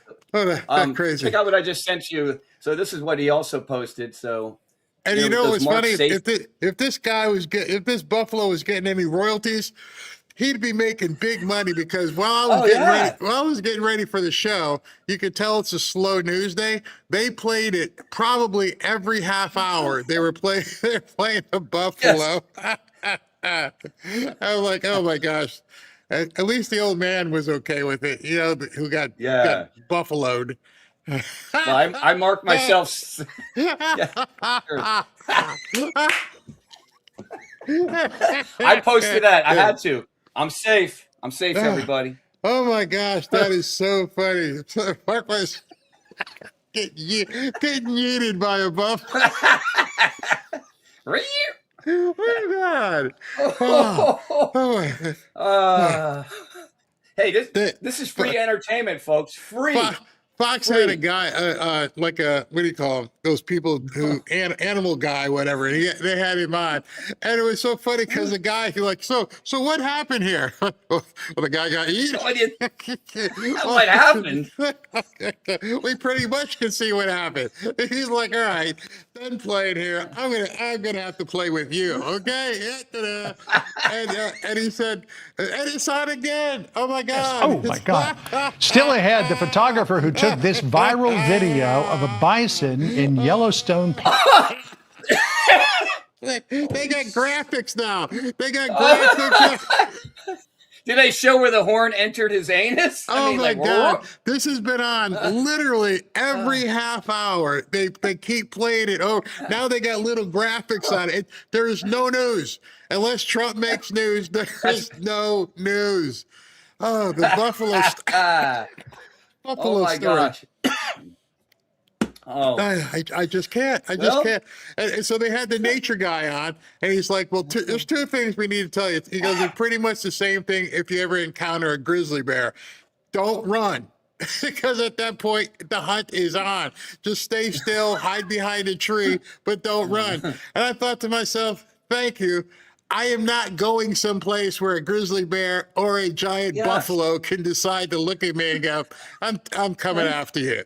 I don't go into rivers here. I don't mess with the alligators. Why the hell would I go mess with a grizzly bear? Like, then I thought real quick. I don't mean to be racist here, but why is it always white people? Damn, you went there. No, because the brother's like, grizzly bear, nope, staying in a car. Buffalo, nope, staying in a car. I can take a picture from here. Alligator swamps, nope, not jumping in the water. I don't know. Maybe we were bred with some sort of survival gene or something. Don't do that. Oh my God. Well, that buffalo apparently, I think what happened there. I'm not a expert, but I think it wanted to mate because at the end you see the buffalo going. Like, okay, come on, get up. You know what's funny? The guy said that thing can run 30 miles. Well, you mentioned it yesterday. It can run 30 miles an hour, so it could cover the amount of ground it took to get to him in like 2 seconds. So by the time he's charging you, it's already all over. It's done. There was a car right there. Why didn't he go around the car? I mean, around the car. Why didn't he jump in it? Jump in a barrel or something. But the most interesting thing about that story, and you guys see this video, I want you to take a look at it. The most interesting thing about it is there were 2 people when the video started. And then all of a sudden, it's like the other person got taken by aliens. You don't see the other person anywhere in the video. It was like, well, I think it was his grandkid or something. Like, grandkid's like, see ya. He went the other way. He said, see ya. Sorry, I'm Graham. done. It's kind of like if there's a zombie apocalypse, if there's anybody with me, I shoot my friend in the leg so they get him, and then I could. There's an old joke by Richard Pryor, back in the day when we could have fun. And Richard Pryor, remember when he talked about going hunting, and he was like, "There's a bear behind you," and he's like, "Which way you gonna?" I don't have to outrun the bear. I just gotta outrun you. Yes. Perfect. He's like, he might catch us. You don't understand. I'm not outrunning him. I'm outrunning you. That was a trip down memory lane. All right, so let's get back. I can't believe that's a main story on Fox right now. It definitely is a slow news day, story. It's a good one. Yeah, it's a good one. And you feel bad, but at the same time you laugh. You're like, man, this is really awful. What happened to him? Oh, damn! Rewind it. Darwin is definitely laughing. Oh my gosh! Where are you, Bo? And they keep saying 8 feet in the air. I'm like, that looks like a lot more than 8 feet. He looked like it just tossed him. And I think I could have heard his bones snap when he landed. Like, oh my gosh! Maybe that's why the buffalo didn't keep going. Like, did you break? It's broke. It's no good. It's broken. Oh gosh! All right, let's get back to some news. I'm going to have to compose myself because it's a sad thing coming up. But President Trump, thanks, SV. He wasn't supposed to go there today, but we went there. President Trump did an appearance on Fox and Friends this morning, which I have for you, and so we'll get to that in a second. Sorry if we went off tangent there, but things happen like that. Let me tell you about our partner's chapter here. As you guys know, Medicare can be a complete pain in the rump. It's very confusing. If you turn 65 or you recently turned 65, like I turned 65 last year, you know this is true. You can confirm it yourself. And keeping track of enrollment periods, understanding all your options, and making sure, excuse me, that you're on the right plan takes a lot of time and energy, often too much time. You don't want to keep going and filling out all these papers and everything. And in between Medicare scams, which have become voluminous lately, corrupt agents and bloated insurance companies, it's easy to make mistakes that can cost you literally thousands of dollars. That's why I'm happy Robin and I called the people at Chapter. Then I decided to work with them because they're actually honest and the only Medicare advisor that looks at every plan nationwide. They can help you save an average of $1,100 a year. It's $100 a month. just by giving them a call. These guys won't push you to buy a plan you don't want, and their support is completely free. So if you're turning 65 soon or have questions about your Medicare coverage, call them at 475-328-3545 to get the most out of Medicare. And when you do that, you'll be like a lot of us who said, why didn't I call these people sooner? Give them a call today or go to the website, askchapter.org/Barry, to set up your free 15 or 20-minute telephone consultation. You'll be happy you did. I'll be back in 90 seconds.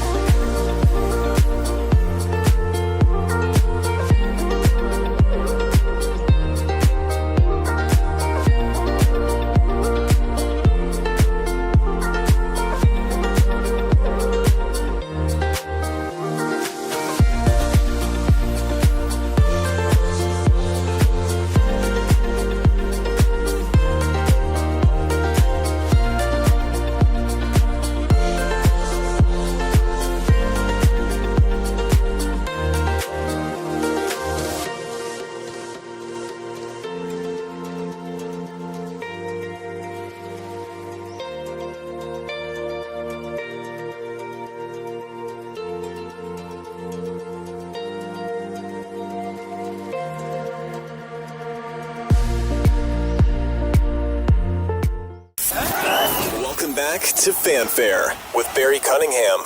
Joining us now by phone is one of his best friends, President Donald Trump. Mr. President, I'm really sorry for our country's loss. I know you lost one of your closest friends and an ally in the Senate. How are you feeling? Well, I don't feel great. He was a great guy, and he was a friend. He would call me all the time. He would just I'd say, stop calling me, Lindsay. It was amazing. He just didn't stop. And he was a worker. He was a total workaholic politician. Now, some people don't call that work. Some people call that a lot of talking. But everybody loved him. He was good on the other side. If I had Democrat problems, he could solve them. He was a man of all different abilities, actually. And he was a nice man. He was a great guy. He loved playing golf, loved being outside. He'd play golf with people, and you just liked him. It wasn't that he was a great striker of the ball. He wasn't exactly a perfect. He wasn't Jack Nicklaus. He was not Tiger, but he loved it, and he had fun. He was a man who had a lot of fun. He had fun with politics, but he was really good at it. And then when he got angry, like he did in the case of Brett Kavanaugh, it was so impactful. I think it saved the Brett becoming a justice. It was just a moment in time that the Democrats got so sick and so angry and so crazy, and they were going to do something very bad. And Lindsey went on his tirade, and it was much more than a tirade, but I think it was one of the great 10 moments of Congress, if you want to know the truth. I said that was one of the 10 greatest moments in Congress. And I think you wouldn't find 10 other cases where somebody did what he was able to do there. And he saved Brett from, a very, very unfair decision, or they would have turned a man down who was so qualified and such a good man. So, and I do think it was one of the top 10 in Congress. Like you have the top 10 in sports. This was the top 10 in politics. That's right. And but he was just a good man. And he called me. He came back from Ukraine, and he called me, and which didn't surprise me at all. And he said, "I'm back," and told me a couple of things. He was very strong on fighting for the Save America Act. And I'm not sure if he was at the beginning, but he really became the primary advocate for it. And I think he would have felt the same way about terminating the filibuster, which was so important. I mean, it's so important. The Republicans have to do it. It's so insane. Otherwise, we're going to have a shutdown in September, and we have a debt ceiling problem coming in 2 years. And if you terminate the filibuster, everything goes away. and we do anything we want. We pass everything we want, and the Democrats are going to do it. And he started to see that because he was against, because everyone's sort of against, not everybody, 20% were against. He was one, and now he was starting to say, terminate the filibuster. Otherwise, we're going to have, these continued ridiculous, crazy, Trump deranged. They're Trump deranged. These people suffer from a very fine disease known as Trump derangement syndrome, and he was seeing that. And Mr. President, so did you notice? He was really come a long way on the terminating the filibuster, which is the single smartest thing we could do, because then you'd get everything. That's bigger. But even if we took the small loaf, and the small loaf is the Save America Act, and it's very simple. It's voter ID. It's proof of citizenship, and it's no voter back. It's the ballot. Look what happened to the kid in California. They send a million ballots. Nobody know where they came from. Yeah. So it's you don't do mail-in ballots unless you're in the military, you're in deployment, you're in the military. You don't do them if somebody's sick, if somebody's disabled, or if you go on vacation. You get a pass. We make it nice and easy. But Mr. President, did you notice anything different? They find millions and millions of ballots. It's impossible. Spencer Pratt came up to my office. He said he thought he won. I said, why didn't you complain? He didn't know who to complain to. But what they did to that guy was unbelievable. He's a nice guy. He worked so hard. And they found millions of ballots, and they took the election away from him. They almost did it to Steve Hilton. I complained. I got the U.S. attorneys involved and the FBI. And as soon as because he was, they were putting out reports. Steve Hilton is starting to fade. He's running, as you know, for governor of California. And they said, Steve Hilton. I said, here we go. They're going to find ballots. And they said he was starting to fade. He wasn't fading. He was the opposite. And I put the U.S. attorney involved. They said, well, no, in 2 weeks. Can you imagine? This is the week after the election. They're saying he's starting to fade. And then I got the U.S. attorney involved. And they didn't know in 2 weeks. They let it be known an hour later. So, Mr. President, real quickly, did you notice anything different from Lindsey? He's going to be in the runoff on the phone? These elections are very dishonest, and you can't have a country unless. I don't know. Excuse me. I don't know why Fox was trying to push President Trump to talk about what they wanted to talk about. You got the president of the United States on the phone, and you keep friggin' interrupting him, wanting him to go over here. He's trying to tell you something, but they just wanted to push their own agenda. I'm very surprised. You have really honest elections.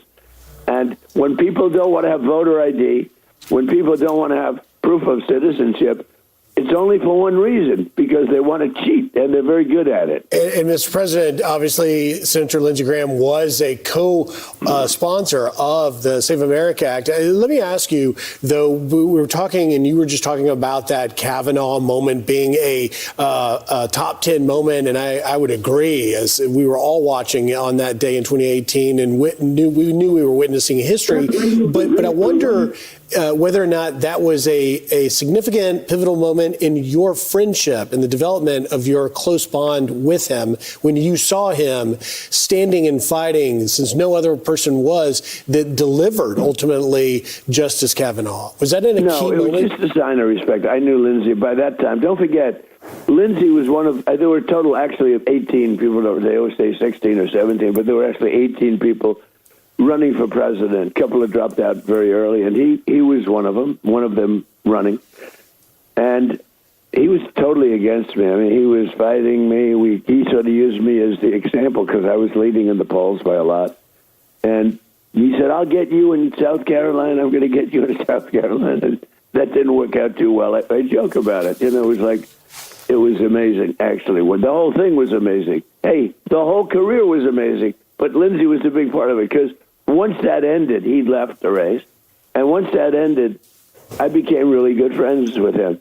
Now, he had one bad moment, and that was, the January 6th thing when he stood up. All right, now I've had it. That's it. I can't do it anymore. And then he called me like about 40 minutes later, and he said, did I really say that? I can't believe it. And he took it back, so I give him a 99 instead of a 100. A lot of people were at 100, but he did have that one little moment, and it was sort of funny when he goes, did you see it, by the way? I've had it. Now I've had it. He was just, I was too much for him. He said, "This is it. I've had it." I had nothing to do with that, by the way, just so you understand. And people got terribly destroyed because of that, where they did absolutely nothing wrong. I was very proud to give everybody a pardon. But Lindsey goes up and he goes, "Now I've had it. That's it." That was his only bad moment. He said, "I wish I never said it." But about 45 minutes later, he called. He said, "I made a big mistake. What do I do?" So I give him a 99.9 instead of 100. You know, it's one of those things. Mm-hmm. So, Mr. President, Lindsey Graham was definitely on your side when it comes to Iran and the threat, them not having a nuclear weapon. It looks like they're back at their business trying to take over the Strait.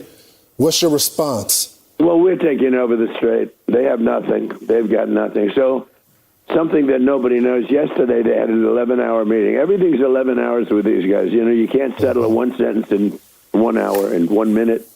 It should be 1 minute. And everything was agreed to yesterday. And they leave the room and they call back and they say, "We had to make a couple of changes." I said, "Changes? They got to make changes? We're not going to make changes." Always changes. They just, you know, they're professional negotiators. That's all they are. I don't even call them good at it. They haven't gotten anything. They got nothing from me. But if you look, for 47 years, they've been tapping people along, presidents. Every president got tapped along, didn't do anything, and they became more and more powerful. This should have been done 47 years ago. Shouldn't have been allowed to start. But Clinton let him go, and Bush let him go. Everybody let him go, and Obama was the worst of all, because Obama actually went to their side. Obama, because, you know, he's well, let's not say. Let's leave that for another time. He was terrible. And he allowed Iran to, but he gave them $1.7 billion in cash, in green cash, put in satchels in an airplane and brought to Iran. $1.7 billion. Do you know what that is? Did you ever see $1 million in cash? This is $1.7 billion. It took up an entire Boeing 757, and they flew it to Tehran, and they gave it to people that were waiting at a plane. Can you imagine these people? They never saw money, and now all of a sudden they've got $1.7 billion in cash, and he gave them hundreds of billions of dollars in cash and everything else. And he went to their side, and because of that, they became much more powerful because of Obama. And Biden, who was the vice president, but he probably had nothing to say because he was not such a stupid person. But then Biden, you know, when Biden came in, and then I held him down, I stopped him. And, you know, the JCPOA, I stopped it. And stopped it really, really powerfully. That agreement was the worst. Somebody said C. Maybe it's the C. It ends with the C. That agreement is the worst agreement that has been signed by this country. That's the top 5 bad agreements. And that basically gave them everything. And they built and built and built. And they were minutes away from a nuclear weapon. Mm-hmm. Had I not terminated the agreement, the Iran nuclear deal, it's called, they would have had a weapon then. Had I not killed Khomeini, who was a, you know, brilliant but mad general. He was a crazy Soleimani. I killed Soleimani. Soleimani was like one of the really, really bad people in this whole thing. Right. But he was good at what he did. He was a very brilliant general. Mr. President, I think the killing of Soleimani was one of the biggest things. And I think we heard they're rebuilding. The B-2 bombers, I'll tell you, Ainsley, had I not attacked on the B-2 bombers, they would have a nuclear weapon. And right now, the Middle East in its current form would not exist. I loved what you did last summer. Last summer, you destroyed their nuclear sites. It was awesome. And now we're hearing they're trying to rebuild again. What are you going to do about that? Well, they have no chance. Look, we have them. We have them in the run. Most of their equipment is gone. Their anti-aircraft stuff is gone. We hit them very hard last night. Every time they send a drone, we hit them very hard. But we had a deal. What nobody knows, we had a deal. It was a done deal. And then they broke it. They always break it. We've had 10 deals with these people, and so we're just going to hit them very hard.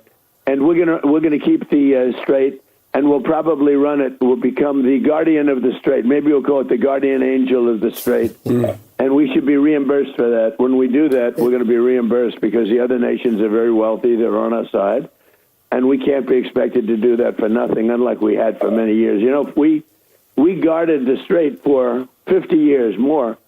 And we never got paid for it. They made all the money, and the United States was just, they wouldn't. It's amazing. It's we never made. We guarded it for nothing, and now we're going to guard it. We're going to get paid for guarding it, a lot of money. But we just want to be reimbursed for doing all of this, for putting our people in danger.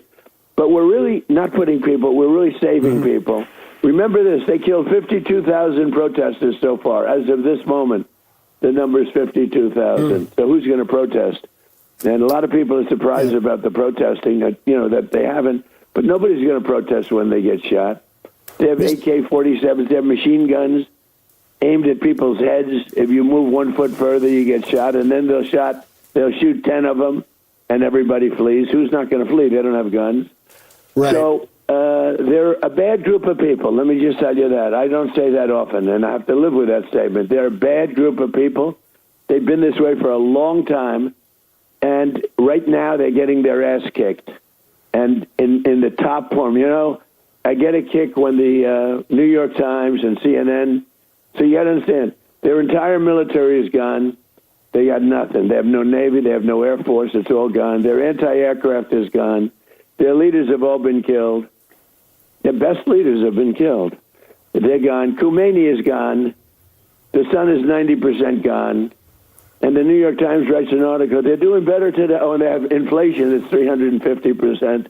That used to be at 5% 6 months ago. Yeah, they have that's right. 350% inflation. And the New York Times writes an article. They're stronger today than they were 4 months ago. These people are sick. Yeah, obviously the American people don't believe that, Mr. President. They understand who's winning this war. Real quickly, Mr. President. I actually think it's treasonous, Lawrence. Yeah. I think it. By the way, how good is Lawrence doing? Okay, is he doing a good job? I appreciate it, Mr. President. But we want to talk about something. I had my doubts at the beginning. Ainsley, I had my doubts. I wasn't sure. But I'm telling you, and Griff is. You have a very good team. Thank you, Mr. President. Thank you. We want to ask you about something that we know you don't like talking about because you don't want to talk about yourself. But today marks 2 years since they tried to assassinate you in Butler, Pennsylvania. How do you feel about this on this day? Iran is still trying to take you out. The threat level is high, but you continue to serve our country. Well, let's put it this way. So I've known Ainsley longer than the two of you. I've known her through a great gentleman, a very handsome man named Sean Hannity. She seemed to be attracted to him for whatever the hell reason, right? So I've known her for a long time. And I once told her a long time ago, I said, this is a very dangerous, being president is a very dangerous profession. I said, why didn't you tell me that, Ainsley? I wouldn't have run. But and now, by the way, the press will take that and they'll say, he wished he didn't run, because they're sick. Because you can never be sarcastic when you're dealing with the fake news, right? So anyway, but jokingly, I say jokingly, but I say, Ainsley, if you would have told me this, I wouldn't have run. So it's 5.2% of the presidents basically are killed. 8.5% are shot at or shot. Like Ford was shot, and actually Teddy Roosevelt was shot. It hit him in the wallet. He had a wallet and a speech in his left pocket right over his heart, and he took one to the heart, and it didn't get through. It actually got through a little bit, but not far enough. It's pretty amazing. But it's a dangerous. 5.2% are assassinated. Now, there's no other industry that anybody can think of. Like I consider race car driving very dangerous. It's 0.1%. Bull riding. I don't know anything about bull riding, but those guys are pretty brave guys. It's 1 point, same thing. It's 1% out of 1%. Okay, think of that. 1%. It's a very small number. They get pretty well beat up, but it's not. It's a very small number. So, Mr. President, can I just ask you? This is 5.2%.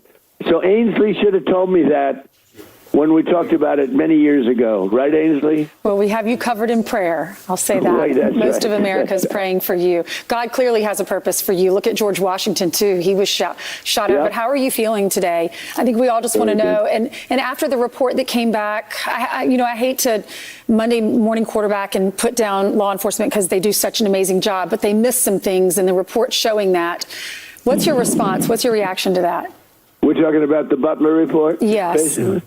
Well, they blew Butler because they had one building that was empty, and they blew it. Now, at the same time, David, our sniper from 300 yards, was able to act within less than 4 seconds and took out somebody that he didn't know existed, which was unbelievable, the job he did, because if he didn't do that, you would have had a lot of people. And maybe not me, because they were on top of me pretty quickly. I had a lot of people on top of me, and they were very brave. Secret Service was very brave. They were on top of me very, very fast. They saw what was happening. Everybody saw it very quickly. I knew exactly what was happening. There was nothing. It was amazing how I understood exactly, and I knew it was the ear. They thought it was all over because the ear bleeds. Some little fact. You'll ask your doctor that who's fantastic, by the way. Just gave the report on Lindsay. He's such a great guy and such a great doctor. But you'll ask him, it has to do with cartilage. The ear bleeds more than any, so I got hit in the ear, and it was a bloody mess. But I knew I only got hit there, and they thought I got hit at many different locations because of the blood, the amount of blood. And, they blew it. They blew it because of the one thing. After that, they were incredible. They were very brave. They stood over, and our sniper from very far away, he was on the other side of a field. He hit one shot, one bullet, and it was over. And if he didn't do that, this guy had like 300 rounds of ammunition he would have killed, because they had 55,000 people there at that rally. And then we went back, and we had 117,000 people showed up. We went back. We had to go back. I always have to go back, because you can't let them win. You can't let crazy people and bad people. And he was a very strange cookie, this one. Very, very academically smart, but very disturbed. He's a very disturbed person, but academically, his boards, he had almost perfect boards. He was a great student, but he was a person who was very tormented. He was a tormented person. And they should have had somebody at that, this is now history we're talking about, I guess. But they should have had somebody at the standing on that building or at that building or watching that building. But with that being said, after that, I got lucky. God was watching. There's one, Ainsley, God was watching, because, my son Don and Eric, both of them, they know a lot about guns. They hunt. They like to hunt. And they said from that distance, with that gun, that particular gun, there's almost no chance of missing. They considered it something maybe easier than a 2-foot putt. To put it in golf terms, they said that's from that distance with that gun. It's like sinking a 2-foot putt, which is hard for those non-golfers. A 2-foot putt is almost automatic. I wouldn't say automatic for some people. It's not, but it's almost automatic. And God was with me. I turned my head to show a chart. And a chart that I never show on the right-hand side, but this time I did, and a chart that I don't even use that much. I use it probably 1 in 10 times at the rallies. But it's always on my left, and this time it was on my right. I looked to the right instead. If I looked to the left, I wouldn't be talking to you right now. So many amazing things. And the chart is always at the end of the speech, and I just put it at the beginning because it was appropriate. Sometimes I'll start out, and I won't be reading a lot of things because it makes it much more interesting. I think that's why people like it. But I just said I'm going to put it up there. It just felt good. Yeah. It felt right. I speak the way I feel, and it felt right. And the chart, I said, let's talk about the chart. And I look over to the right as it's coming down, and I said, wow, what was that? Wow. I said, it's either the biggest, most violent mosquito in history, or I just got shot. It was one of the two things, because I touched my ear. There was blood all over my ear. As soon as I touched it, this wasn't like a slow bleed. I touched it. You saw, the picture's a very famous one. And I'm going down. And I said to myself, and sort of, I guess it's much as you can joke about something like this, but well, Mr. President, that's either the most violent mosquito in history or I got shot. We're so glad that you're still with us. I pretty much knew what happened, Lawrence. We pray hard, Mr. President, but we thank you so much for giving Fox and Friends some time this morning. Yes, thank you, Mr. President. Yeah. We lost a great man. He was a great man. He was a great politician, and he was a kind man. And you know who really lost? Israel, Ukraine, a lot of countries that he really fought for. And they lost somebody who was very special. But the real loser was the United States of America. We lost a great person, a kind person, a very smart person, and a great, they ask me sometimes, what do you think? He was a great politician. You know, we have mostly bad politicians. We have stupid politicians all over the place. This guy was a great politician. He really got it. And he was a nice guy. As you know very well, you interviewed him probably 500,000 times. I think he got more television time than anybody in history, right? That's right. Such a remarkable... Everything for him was about work. It was about loving the country. It was just not easy to do that. You know, when you do television, it's not that easy to get ready, be prepared. You got to look good. You got to, it's not that easy. A lot of people can't do it at all. A lot of people, when the camera goes on, they're terrible. I see it all the time. I watch people. Most people aren't very good, and he did it, and he did it with pride, and he did it because he loved our country. Yeah, he served his country until literally his death. Mr. President, thank you, sir, for taking time and joining us and sharing your thoughts. Well, thank you. Thank you all very much. We lowered the flags for a full week for Lindsay, which is we maxed out, and we've got every American flag in the country lowered, and till Saturday night. And he was a special man, and thank you all very much. And we're going to give him a special type of funeral because he deserves it. Thank you all very much. Thank you. Yeah, if Fox didn't keep trying to interrupt President Trump, that would have been a very good interview. It was good nonetheless, but it just didn't like how they keep interrupting him. And somebody had put in the chat, not that it matters, but they thought that Ainsley had left her husband to go be with Sean Hannity. And I don't believe that's true. She's been divorced since 2019. I don't think she's been with Sean Hannity that long. Not that that matters, but I just wanted to clear it up. All right, President Trump has made an announcement, but I want to go back a couple hours to some previous things. Previously, he spoke of Lindsey Graham and says, in honor of Senator Lindsey Graham, what's this? A big supporter, the U.S. Senate should pass the Clarity Act. China and many other countries would like to take complete and total control of this major financial happening. Well, interesting that you put that in quotation marks, as well as AI, where we are now leading, but where they are fighting hard. Don't let China win on either subject. In addition to that, hold on, let me take this on the screen right now. Throughout our nation, to honor Senator Lindsey Graham, we give thanks to you for his life and for his years of public service. Lord, we remember with gratitude his commitment to the responsibilities entrusted to him and the many ways he sought to serve the people of this country. Give comfort, strength, and peace to his family, friends, colleagues, and all who mourn his passing. Surround them with your presence in the days ahead and remind them of the hope that endures even in the midst of grief. May this time of remembrance inspire us to value service over self-interest, compassion over division, and hope over despair. O Lord, support us all the day long until the shadows lengthen and the evening comes, and the world is hushed, and the fever of life is over, and our work is done. We pray in the name of him who said, I am the resurrection and the life. Amen.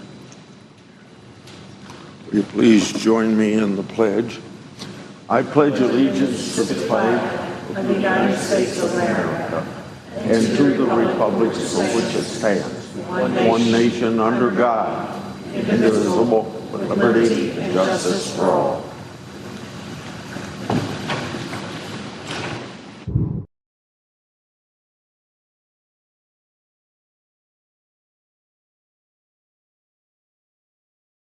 Excuse me.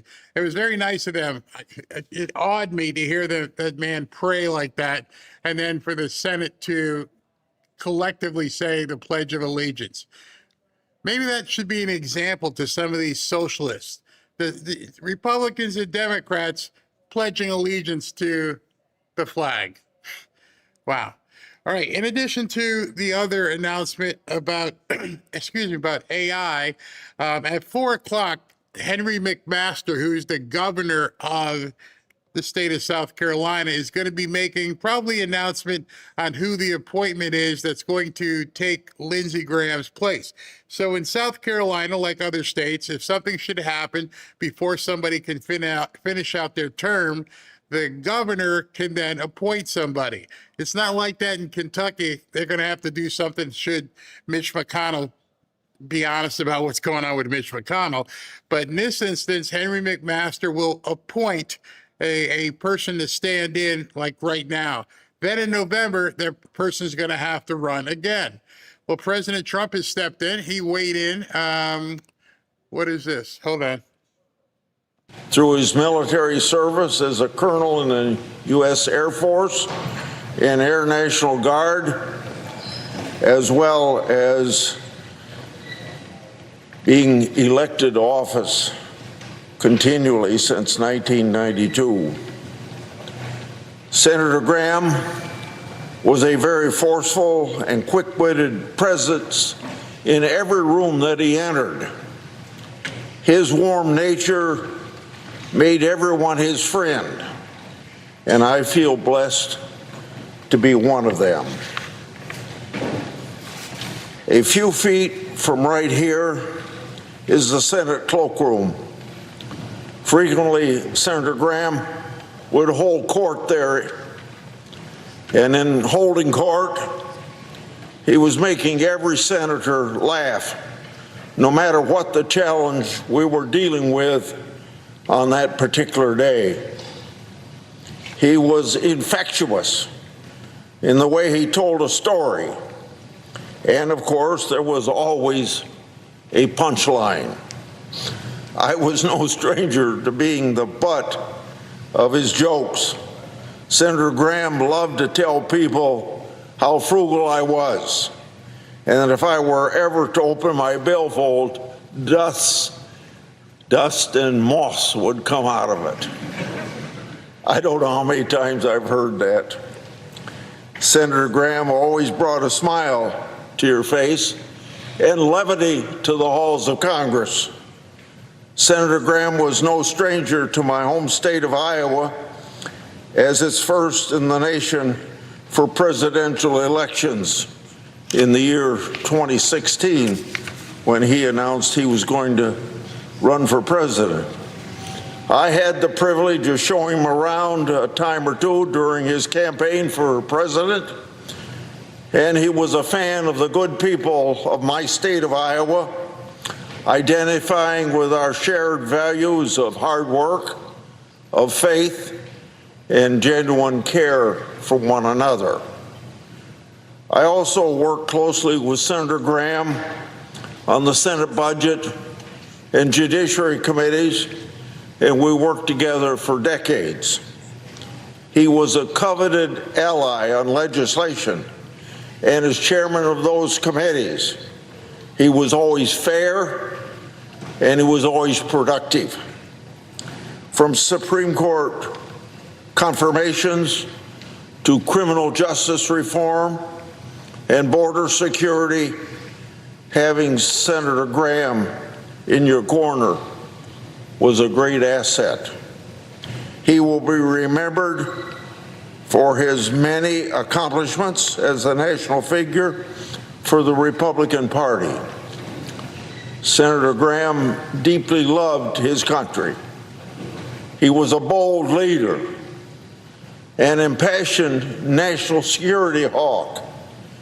He spoke his mind, as we all know, and we all know that he had the capability and the desire to work across the aisle.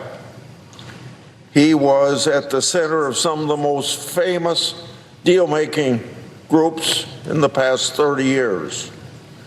He loved the Senate as an institution, and his hardworking staff was like family to him. Most importantly, he dutifully served the people of South Carolina, and his roots ran strong through him every day of his life. Barbara and I are praying for Senator Graham's family as we all grapple with the loss of the great man. And I think we can show our appreciation for the hard work as just 2 days before he passed, he was in Ukraine meeting with Zelensky, and he was announcing that he was going to move forward some very important legislation, putting additional sanctions on Russia because of their invasion of Ukraine.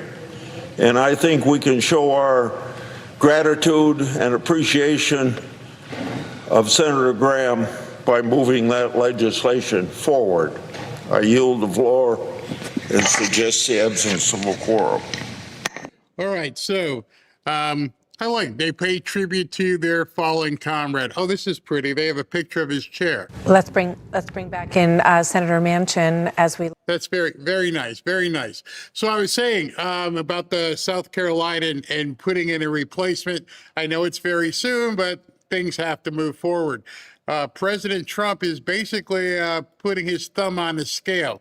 He has mentioned to the governor of South Carolina that I recommend Lindsey Graham's wonderful sister, Darlene, to serve as interim senator from the great state of South Carolina.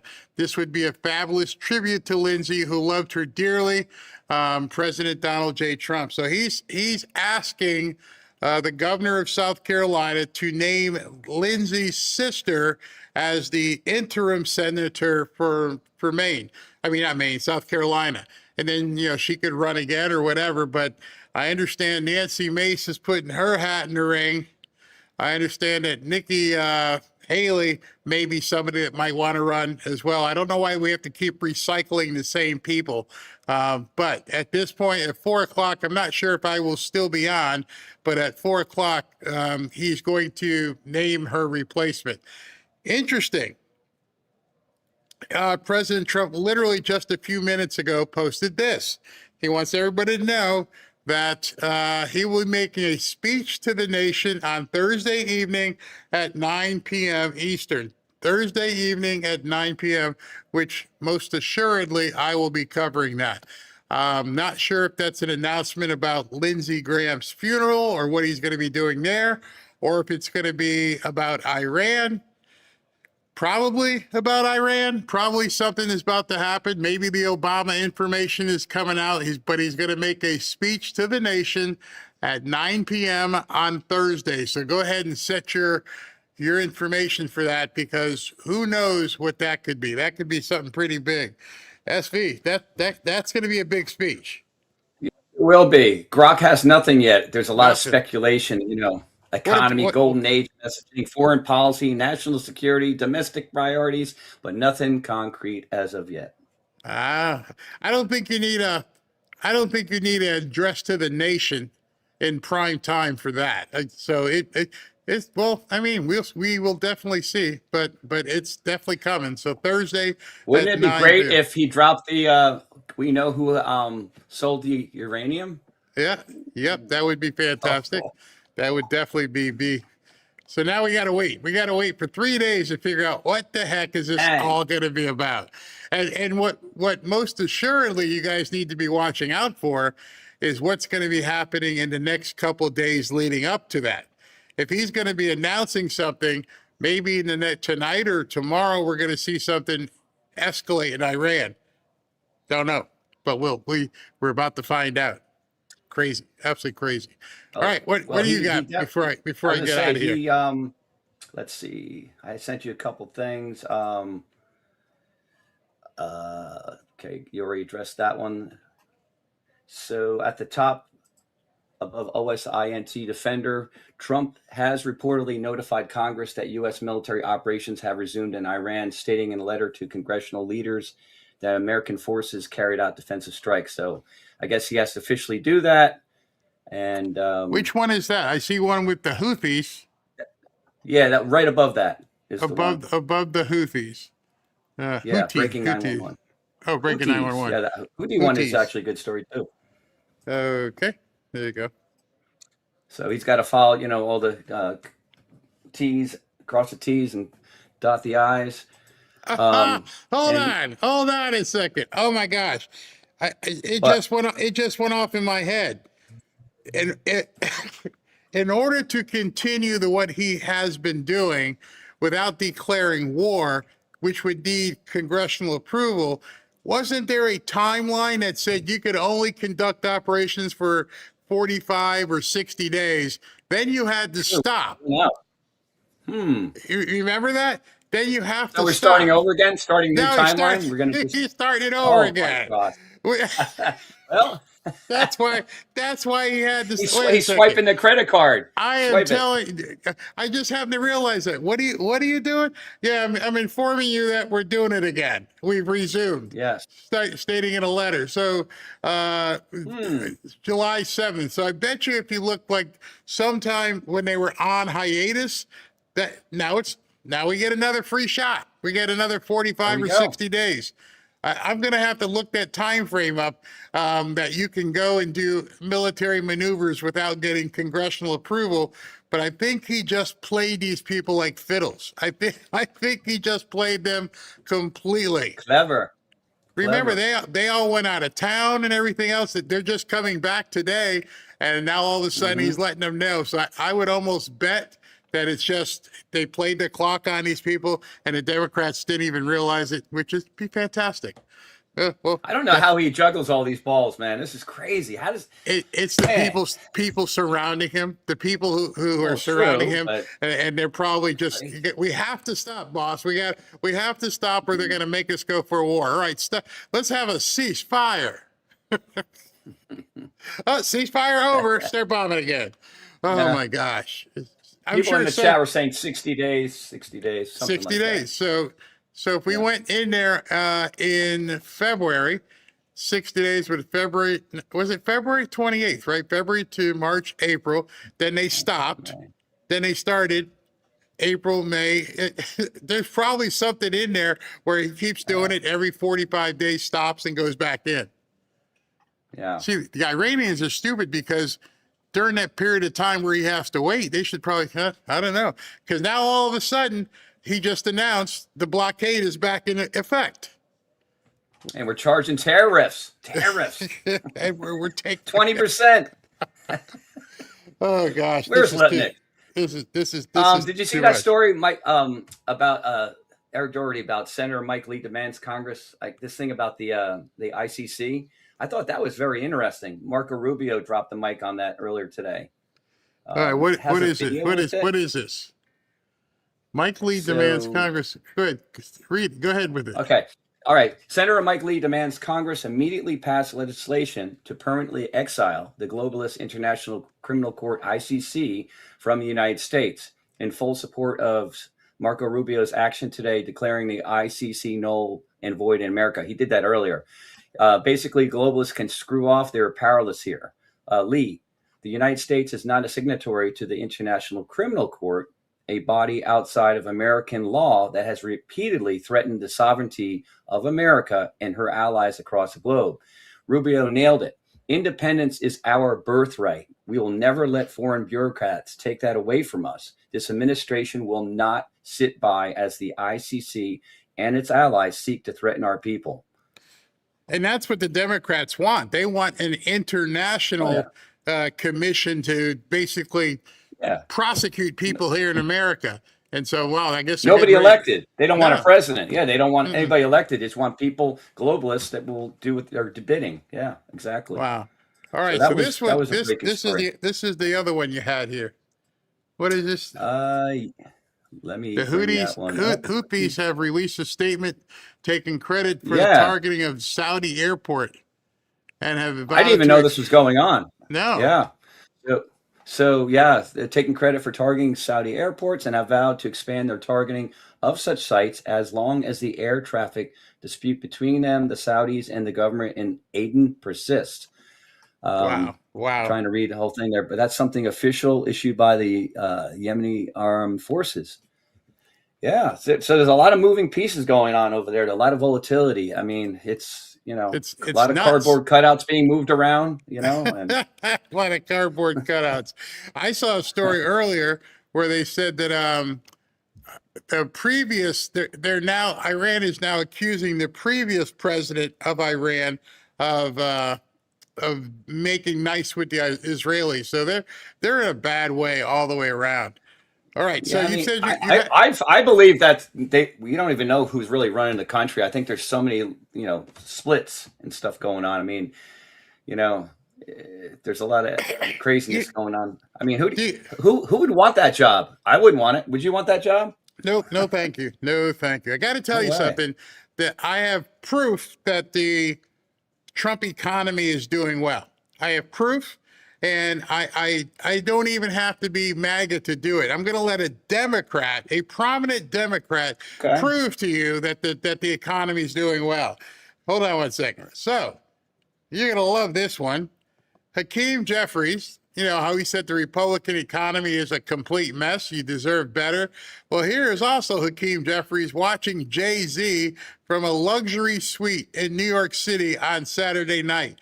There is your Democrat House leader living it up at the Jay-Z concert. Oh, there he is. He's got the moves, man. He's got the moves for you. Man, he's you gotta love the hypocrisy. Yeah, no kidding. Look at how much is that box, you think? How much? Probably, I don't know whose it is, but that box probably for that one concert, if he didn't have like a suite that he purchased for the entire, all the events, that's probably a $25,000 or $3,000 seat or more. Mm-hmm. Wow. It probably comes catered with full liquor and food and everything. And wow, it's amazing how the Trump economy is so bad that he can go and party up. And you know what the worst part about this is, and I will say this as a pure capitalist, I have no problem with him doing that. Not a single problem. I wish that he could do even more. The problem I have overall is the fact that these people lie. And, the thing with this is he's doing this on camera.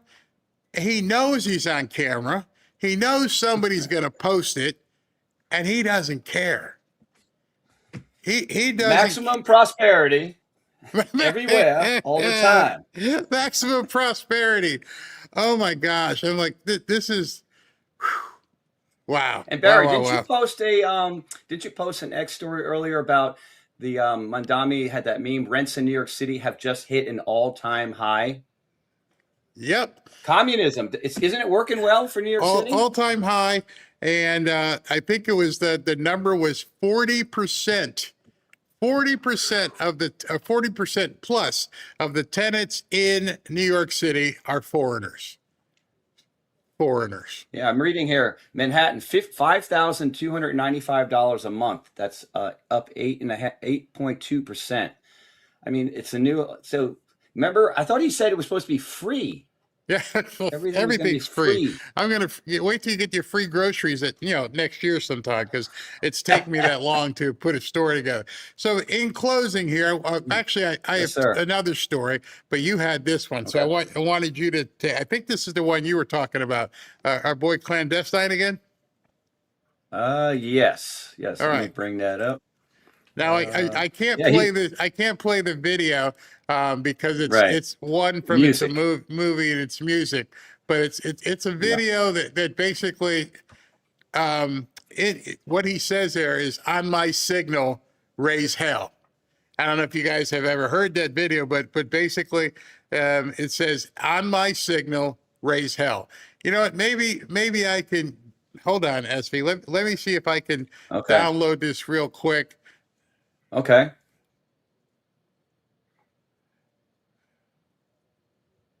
Yeah, okay. I'll play it, because if I could probably delete it, but it's such a impressive video to play with what I love that clip. Yeah, with what President Trump says. Russell Crowe, yeah. I've played it a few times, but what I did was I stripped the music and put my own music in. so that I didn't have to play their music. Earlier while I'm downloading this, people had a question. Well, Barry, why do you play some music and not the others? Because I don't know in advance. I know if Trump is doing a rally that, Lee Greenwood and YMCA, but when they throw a curveball and just put any music out there, you can get in big trouble for doing that. So, all right, here, listen to this. It's 40 seconds. Hold the line. Stay with me. Brothers, what we do in life, that goes in eternity. Strengthen up. Strengthen up.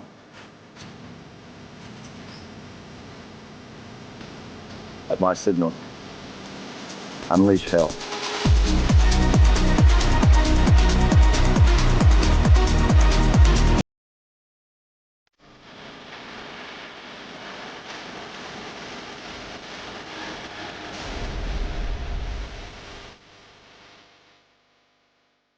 So President Trump put that compilation together a while ago. On my signal, unleash hell. I love it.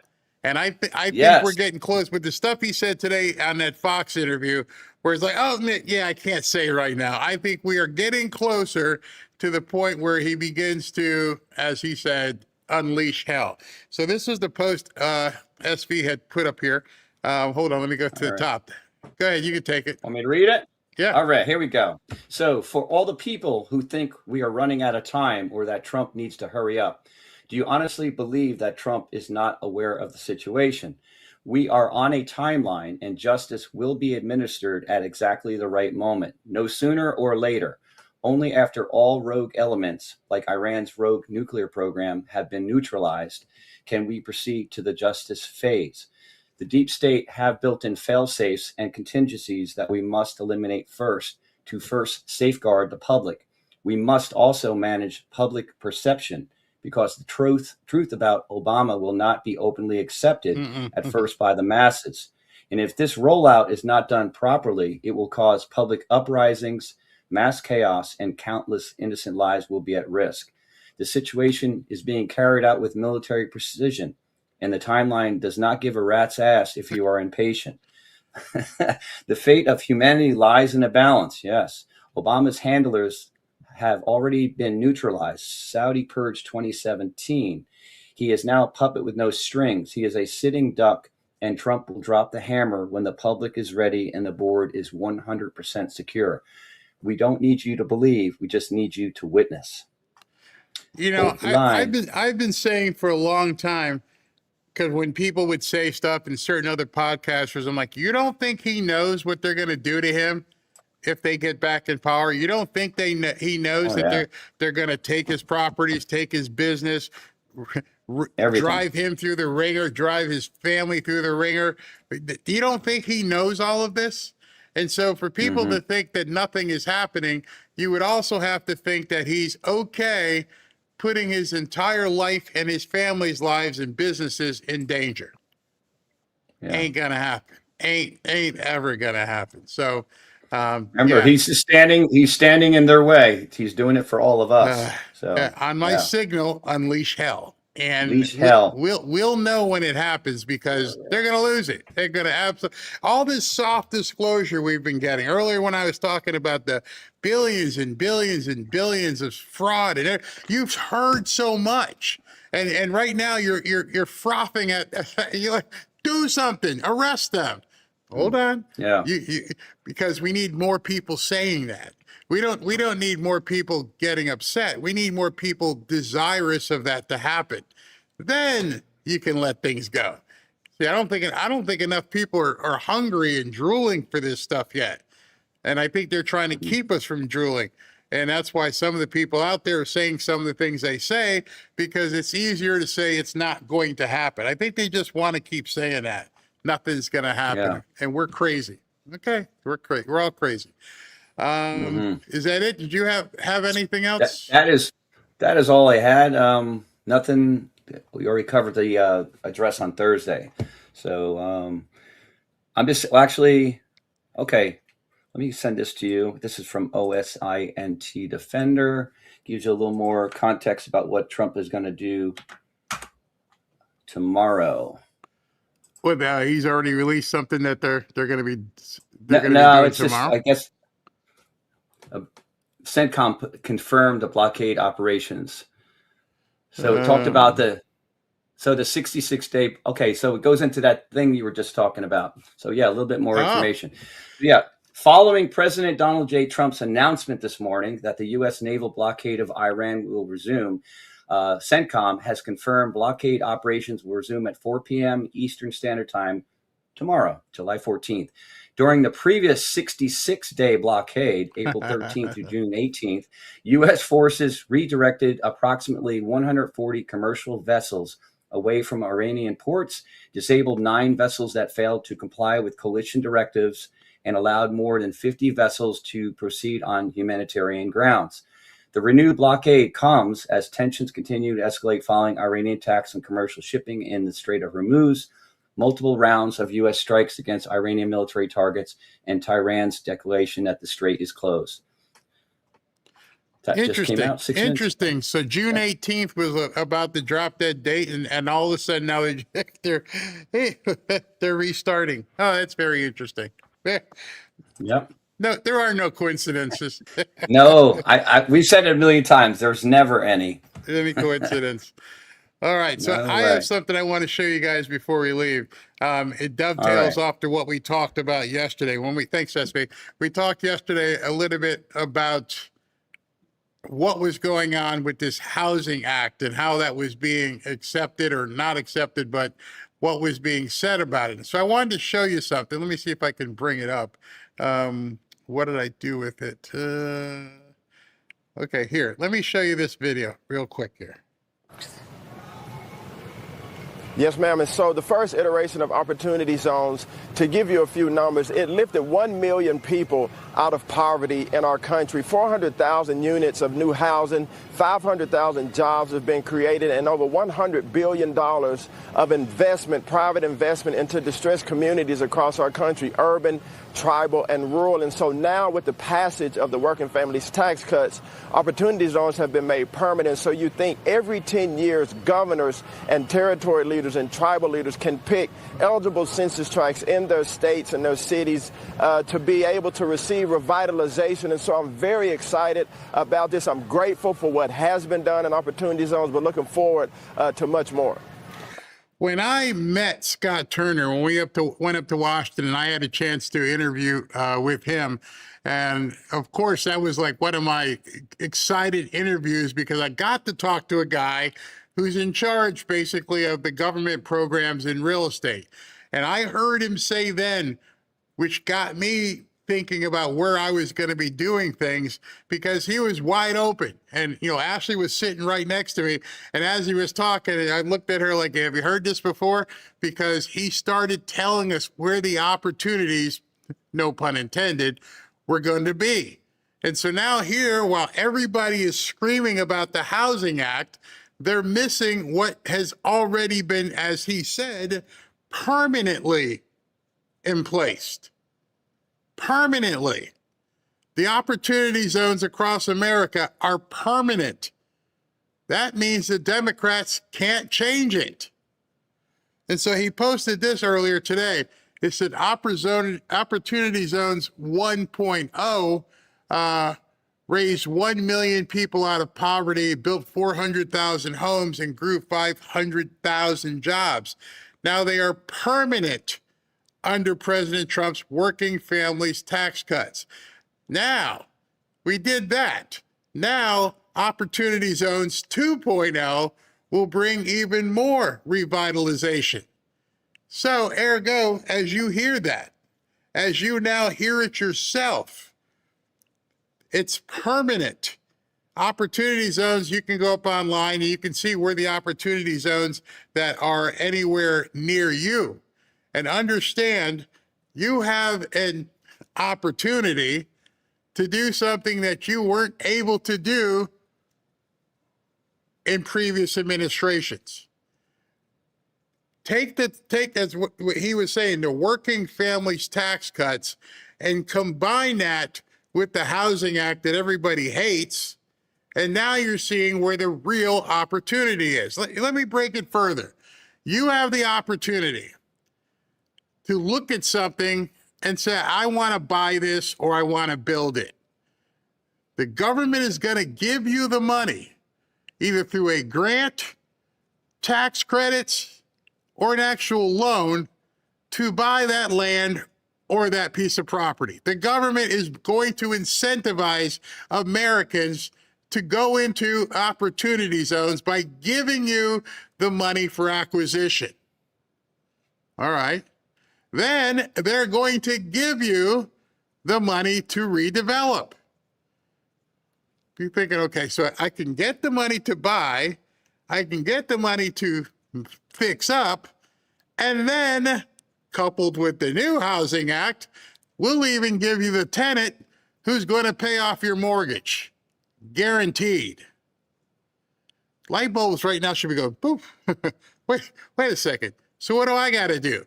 Get my ass up and understand what I'm looking at, learn, partner with somebody who knows, and now you can say, there's a quadplex, there's a duplex, I want to buy this in an opportunity zone. Where am I going to get the money? The government. Okay, it needs new air conditioning, needs new roof. Where are you going to get the money? The government. All of this is under Trump. And now that I have this nice fixed up place, what am I going to do with it? You're going to put this tenant in it, and we're going to send you a direct deposit once a month. Light bulbs going off. Understanding how prosperity can be absolutely nuts at this point. Again, read what he said. Opportunity raised 1 million people out of poverty. He didn't say it raised 1 million of the people there out of poverty. 1 million. Out of that 1 million, there were a lot of property owners who said, oh, you're going to give me the money to acquire, you're going to give me the money to redevelop, and then you're going to put somebody in here to guarantee my mortgage. So I'm going to ask you a question. Is there any other business in America where your product, your marketing, and your customer are all going to be given to you? I don't think so. That's what people aren't looking at.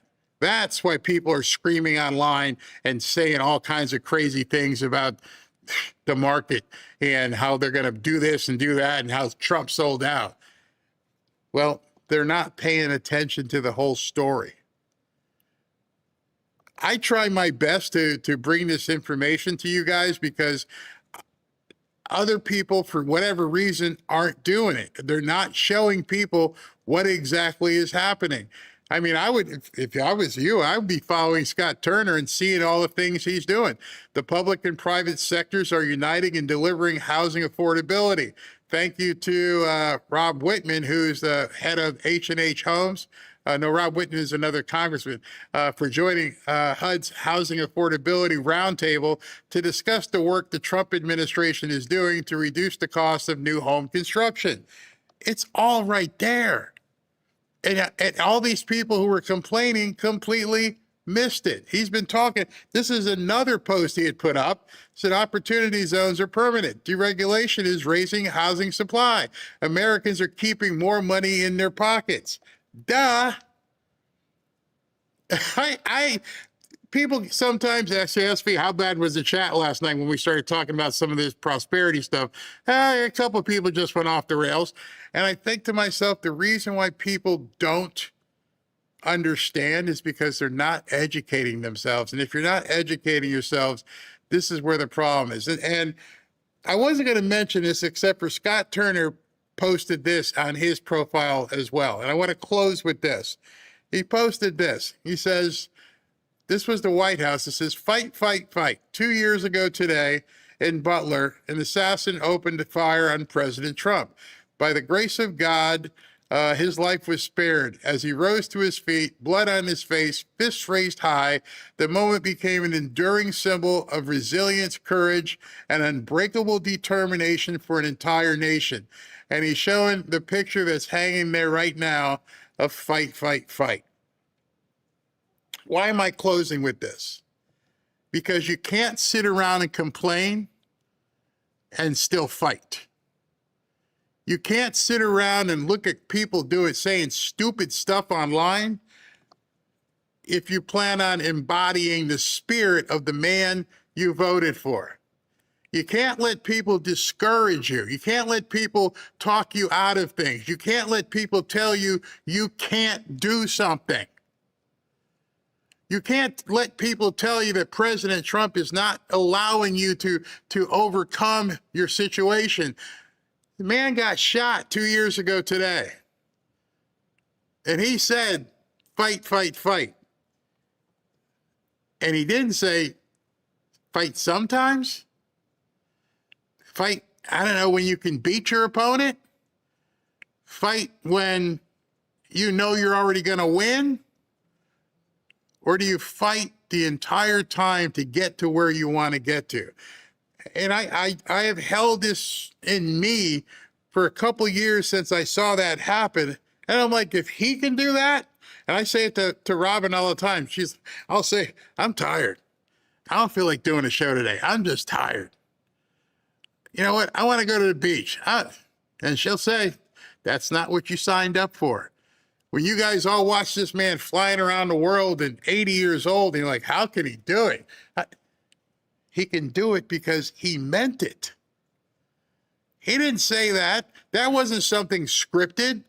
The man stood up and said, give me my shoe, looked into a crowd knowing somebody was trying to kill him and said, fight.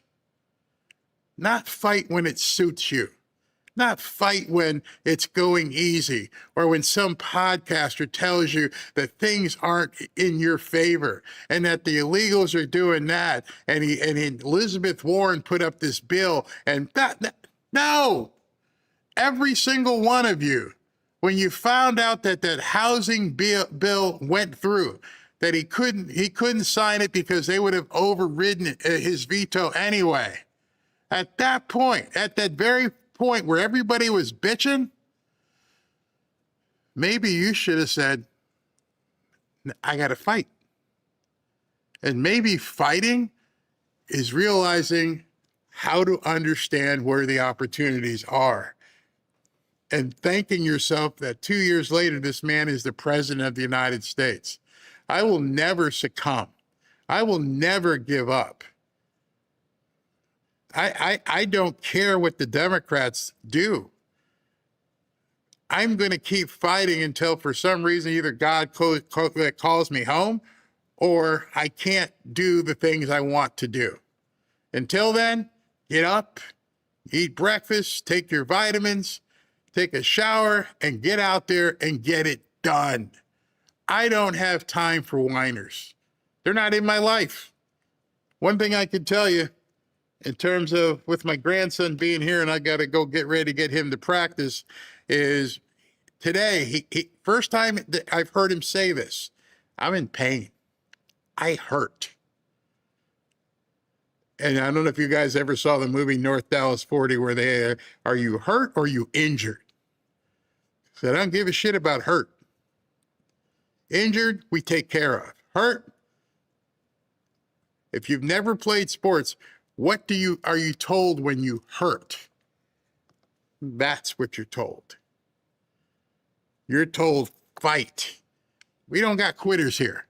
Never had any. None of us are. And I'm so proud of the things that Ashley has done with these kids. My wife, no quitting her. In fact, I find her to be like tougher than me. I can't take people whining on X. You have no excuse, none whatsoever. Maybe someone needed to tell you this. And he did. So I just wanted to leave you with that vision. Here we are 2 years later. And I want you to even think, as you listen to people complain, where would we be? Where would we be right now if that bullet, that instant that he turned his head, where would we be? You wouldn't be complaining on X because you wouldn't be there. Remember that. Absolutely remember that. All right, let me go to take some super. Let me just refresh and see if he's posted anything else before we go. Yes, he did. What is this? He just posted this 7 minutes ago. Let me bring it to you. It is my great honor to endorse America First Patriot and highly respected Jenny Costa Honeycutt, who is running to represent the fantastic people of South Carolina's 1st Congressional District, a very successful business owner, attorney, civic leader, and loving wife and mother. Jenny has dedicated her life to serving her community as your next Congresswoman. Jenny will fight tirelessly. Fight. Jenny will fight. That's what he's looking for. Fight. Success. The words he uses: tirelessly to grow our economy, cut taxes and regulations, create great jobs, keep our border secure, support our incredible military, unleash American energy dominance, promote Made in USA, and defend our always under siege Second Amendment. Jenny Costa Honeycutt has my complete and total endorsement to be the next representative for South Carolina's 1st Congressional District. She will never let you down. Now, that's the 1st Congressional District that is not the new senator, which he's already endorsed, Lindsey Graham's sister, so we shall see that. All right, let me do super chats if anything is in here, and then we will adjourn. I've got to run and take the grandson to football practice or workout, whatever. And I just want you guys to know, I mean, if I sound like Barry's beating up on us, no, I'm not beating up on you. I'm just trying to encourage people to stop with the negativity. Whatever your age, you're not done. You still got gas in the tank. Don't get stuck on the highway and run out of gas. Keep going. Keep doing it. Clint, Barry, hope you YouTube clip this segment entitled "America Without Trump, a Dream or a Nightmare." I actually love that title. I love that title. Thank you. I will do so. Amira, I have an appointment with the HUD rep to become a voucher landlord. Hold on a second. Hold on a second. Amira, you're going to have to get your approval and come back and tell us all how it is and what you're doing and how you're going to. Oh, I am so happy for you. Go for it. Go for it. Sherry, God bless America, our president, cabinet, Barry, your family, mods, and chat. Full of love and gratitude and respect. Keep fighting. Fighting. We got this. We do. Amen. Very great way to show those with short memories what they have forgotten. I think we need to be reminded continuously how thankful we should be. Absolutely. What's your name? Mitch. Check out his series, The Man in the High Castle. By the way, really liking Person of Interest. Yep, that's a great show. Watched it. Loved it.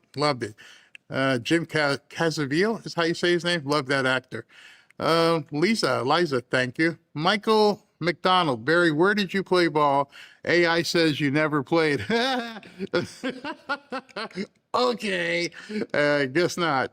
Penny Quarter. And the only reason I don't say some things is because the same reason I'm not showing you a picture of my grandson. There's one thing you don't want to do is put personal details out there online, because it's very easy to, I mean, there's already constant people impersonating me on Facebook, people impersonating me on Rumble. Be very careful what you put out there, because one thing, your name, but if they can put together a bunch of different things about you, they can wreak some havoc in your life. I can't even tell you how many times my websites, credit cards, all kinds of things get hacked.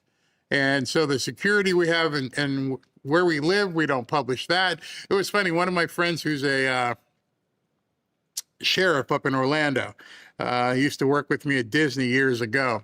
And one of the things with that is he goes, I bet you I can find your address. He goes, you'd be amazed at all the things that are out there. I'm like, go ahead, do it. And he's like, I can't find it. I'm like, exactly. We have learned to basically be protected. That's why I probably don't get swatted and everything else, because you take certain precautions. You know, sometimes I worry when we go out if somebody will recognize me, but I think because of my size, the bad ones just don't say nothing. The good ones come up and say, "Can I take a picture?" The bad ones just keep their mouth shut. Ask SB. The first time he met me, like, oh, damn. Penny, the media, including Fox, keeps saying that people think Iran is winning. Who are the people? I have no idea. The Democrat Socialists, the pro-Palestinian youth, and Jews. It's the Jews haters. Chiosop, when Trump decided to obliterate the deep state, he knew there was no going back, so he precisely planned everything over the 4 years. Had to, absolutely. Remember, I think I have that still here, don't I? Where is that? Where is that? I don't play that enough so people can hear it. Oh yeah, here we go. When I get back into the Oval Office, I will totally obliterate the deep state. They will be obliterated. Keep saying it. He keeps saying it. All right.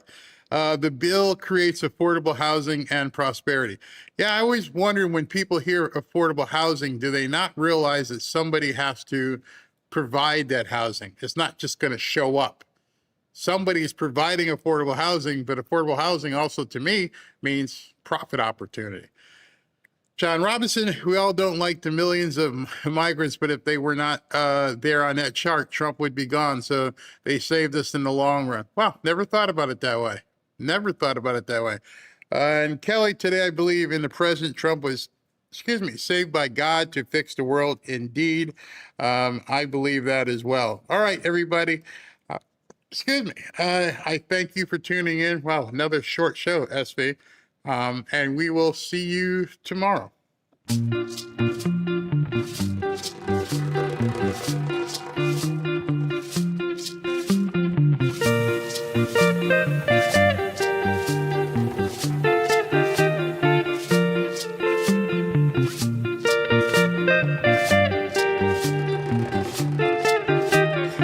Breaking in here for a second because that last super chat came in. I want to thank you, but it says, love to do a Zoom call to learn how to take advantage of the government real estate program. Might have to do that. I've been promising people to have a good time for quite some time. We may indeed have to do that. I'm starting to get a lot of people asking for it. So I don't mind. Well, let's give it a shot.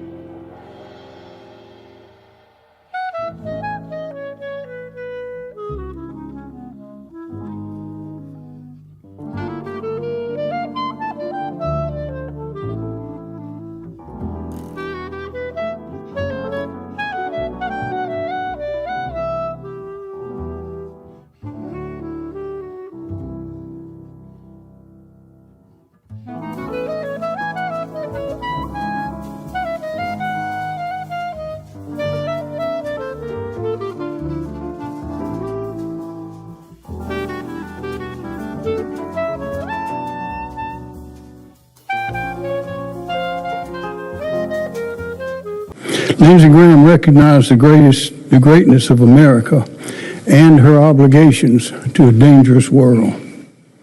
Lindsey Graham recognized the seriousness of his work, but also the value of humor and a lighthearted spirit.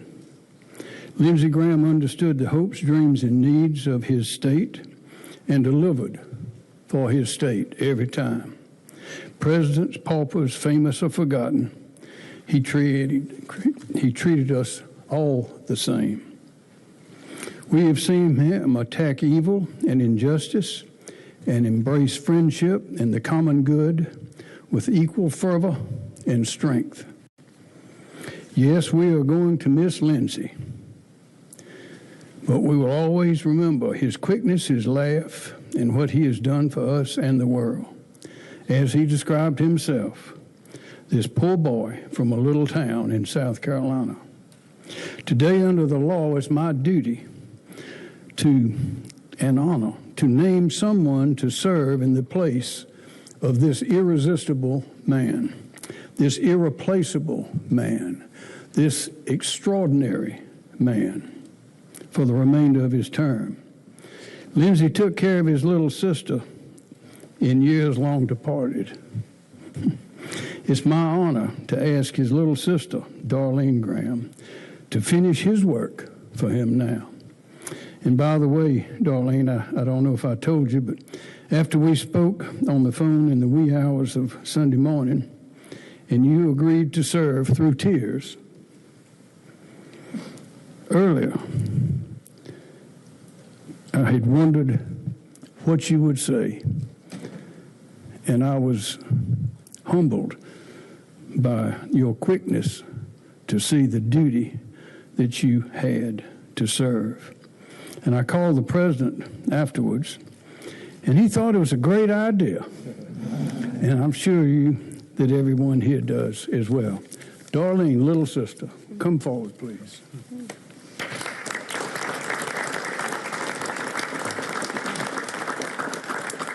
Thank you, Governor, and just bear with me as I try to get through this. But first, I just want to say one thing I've never heard Lindsey described as is irresistible. So, okay, we'll just start with that. But first, I would like to thank everyone who has called and reached out over the past couple of days. I can't tell you how much it's meant to me and our family. I know Lindsey was loved and respected by many, and I greatly appreciate the memories and even the funny stories that have been shared. These shared experiences, along with our faith, have gotten us through these past 2 very difficult days. Next, I want to thank the governor for selecting me to serve the remainder of Lindsey's term. It is such an honor. Lindsey has always been there for me, and now I will be there for him. My brother was the most amazing person, outstanding leader, and just a genuinely good man. He was kind and considerate and loved by his family dearly. As I think everyone would agree, Lindsey worked harder than anyone. He worked nonstop to make our state, country, and world better. He loved his family and loved serving this state and our country. He dedicated his life to our country. It is such a privilege to get to finish some of his important work, and I promise to work hard over the next several months to support the president and carry forward the efforts of my brother on behalf of the citizens of South Carolina and the United States. I know Lindsey thought the world of his staff and colleagues, and with their support, I feel confident. I think this is what Lindsey would have wanted, and I plan to honor him in this way. Now, to Lindsey, I miss you more than I can even put into words, but I'm going to do this. I got it. Thank you.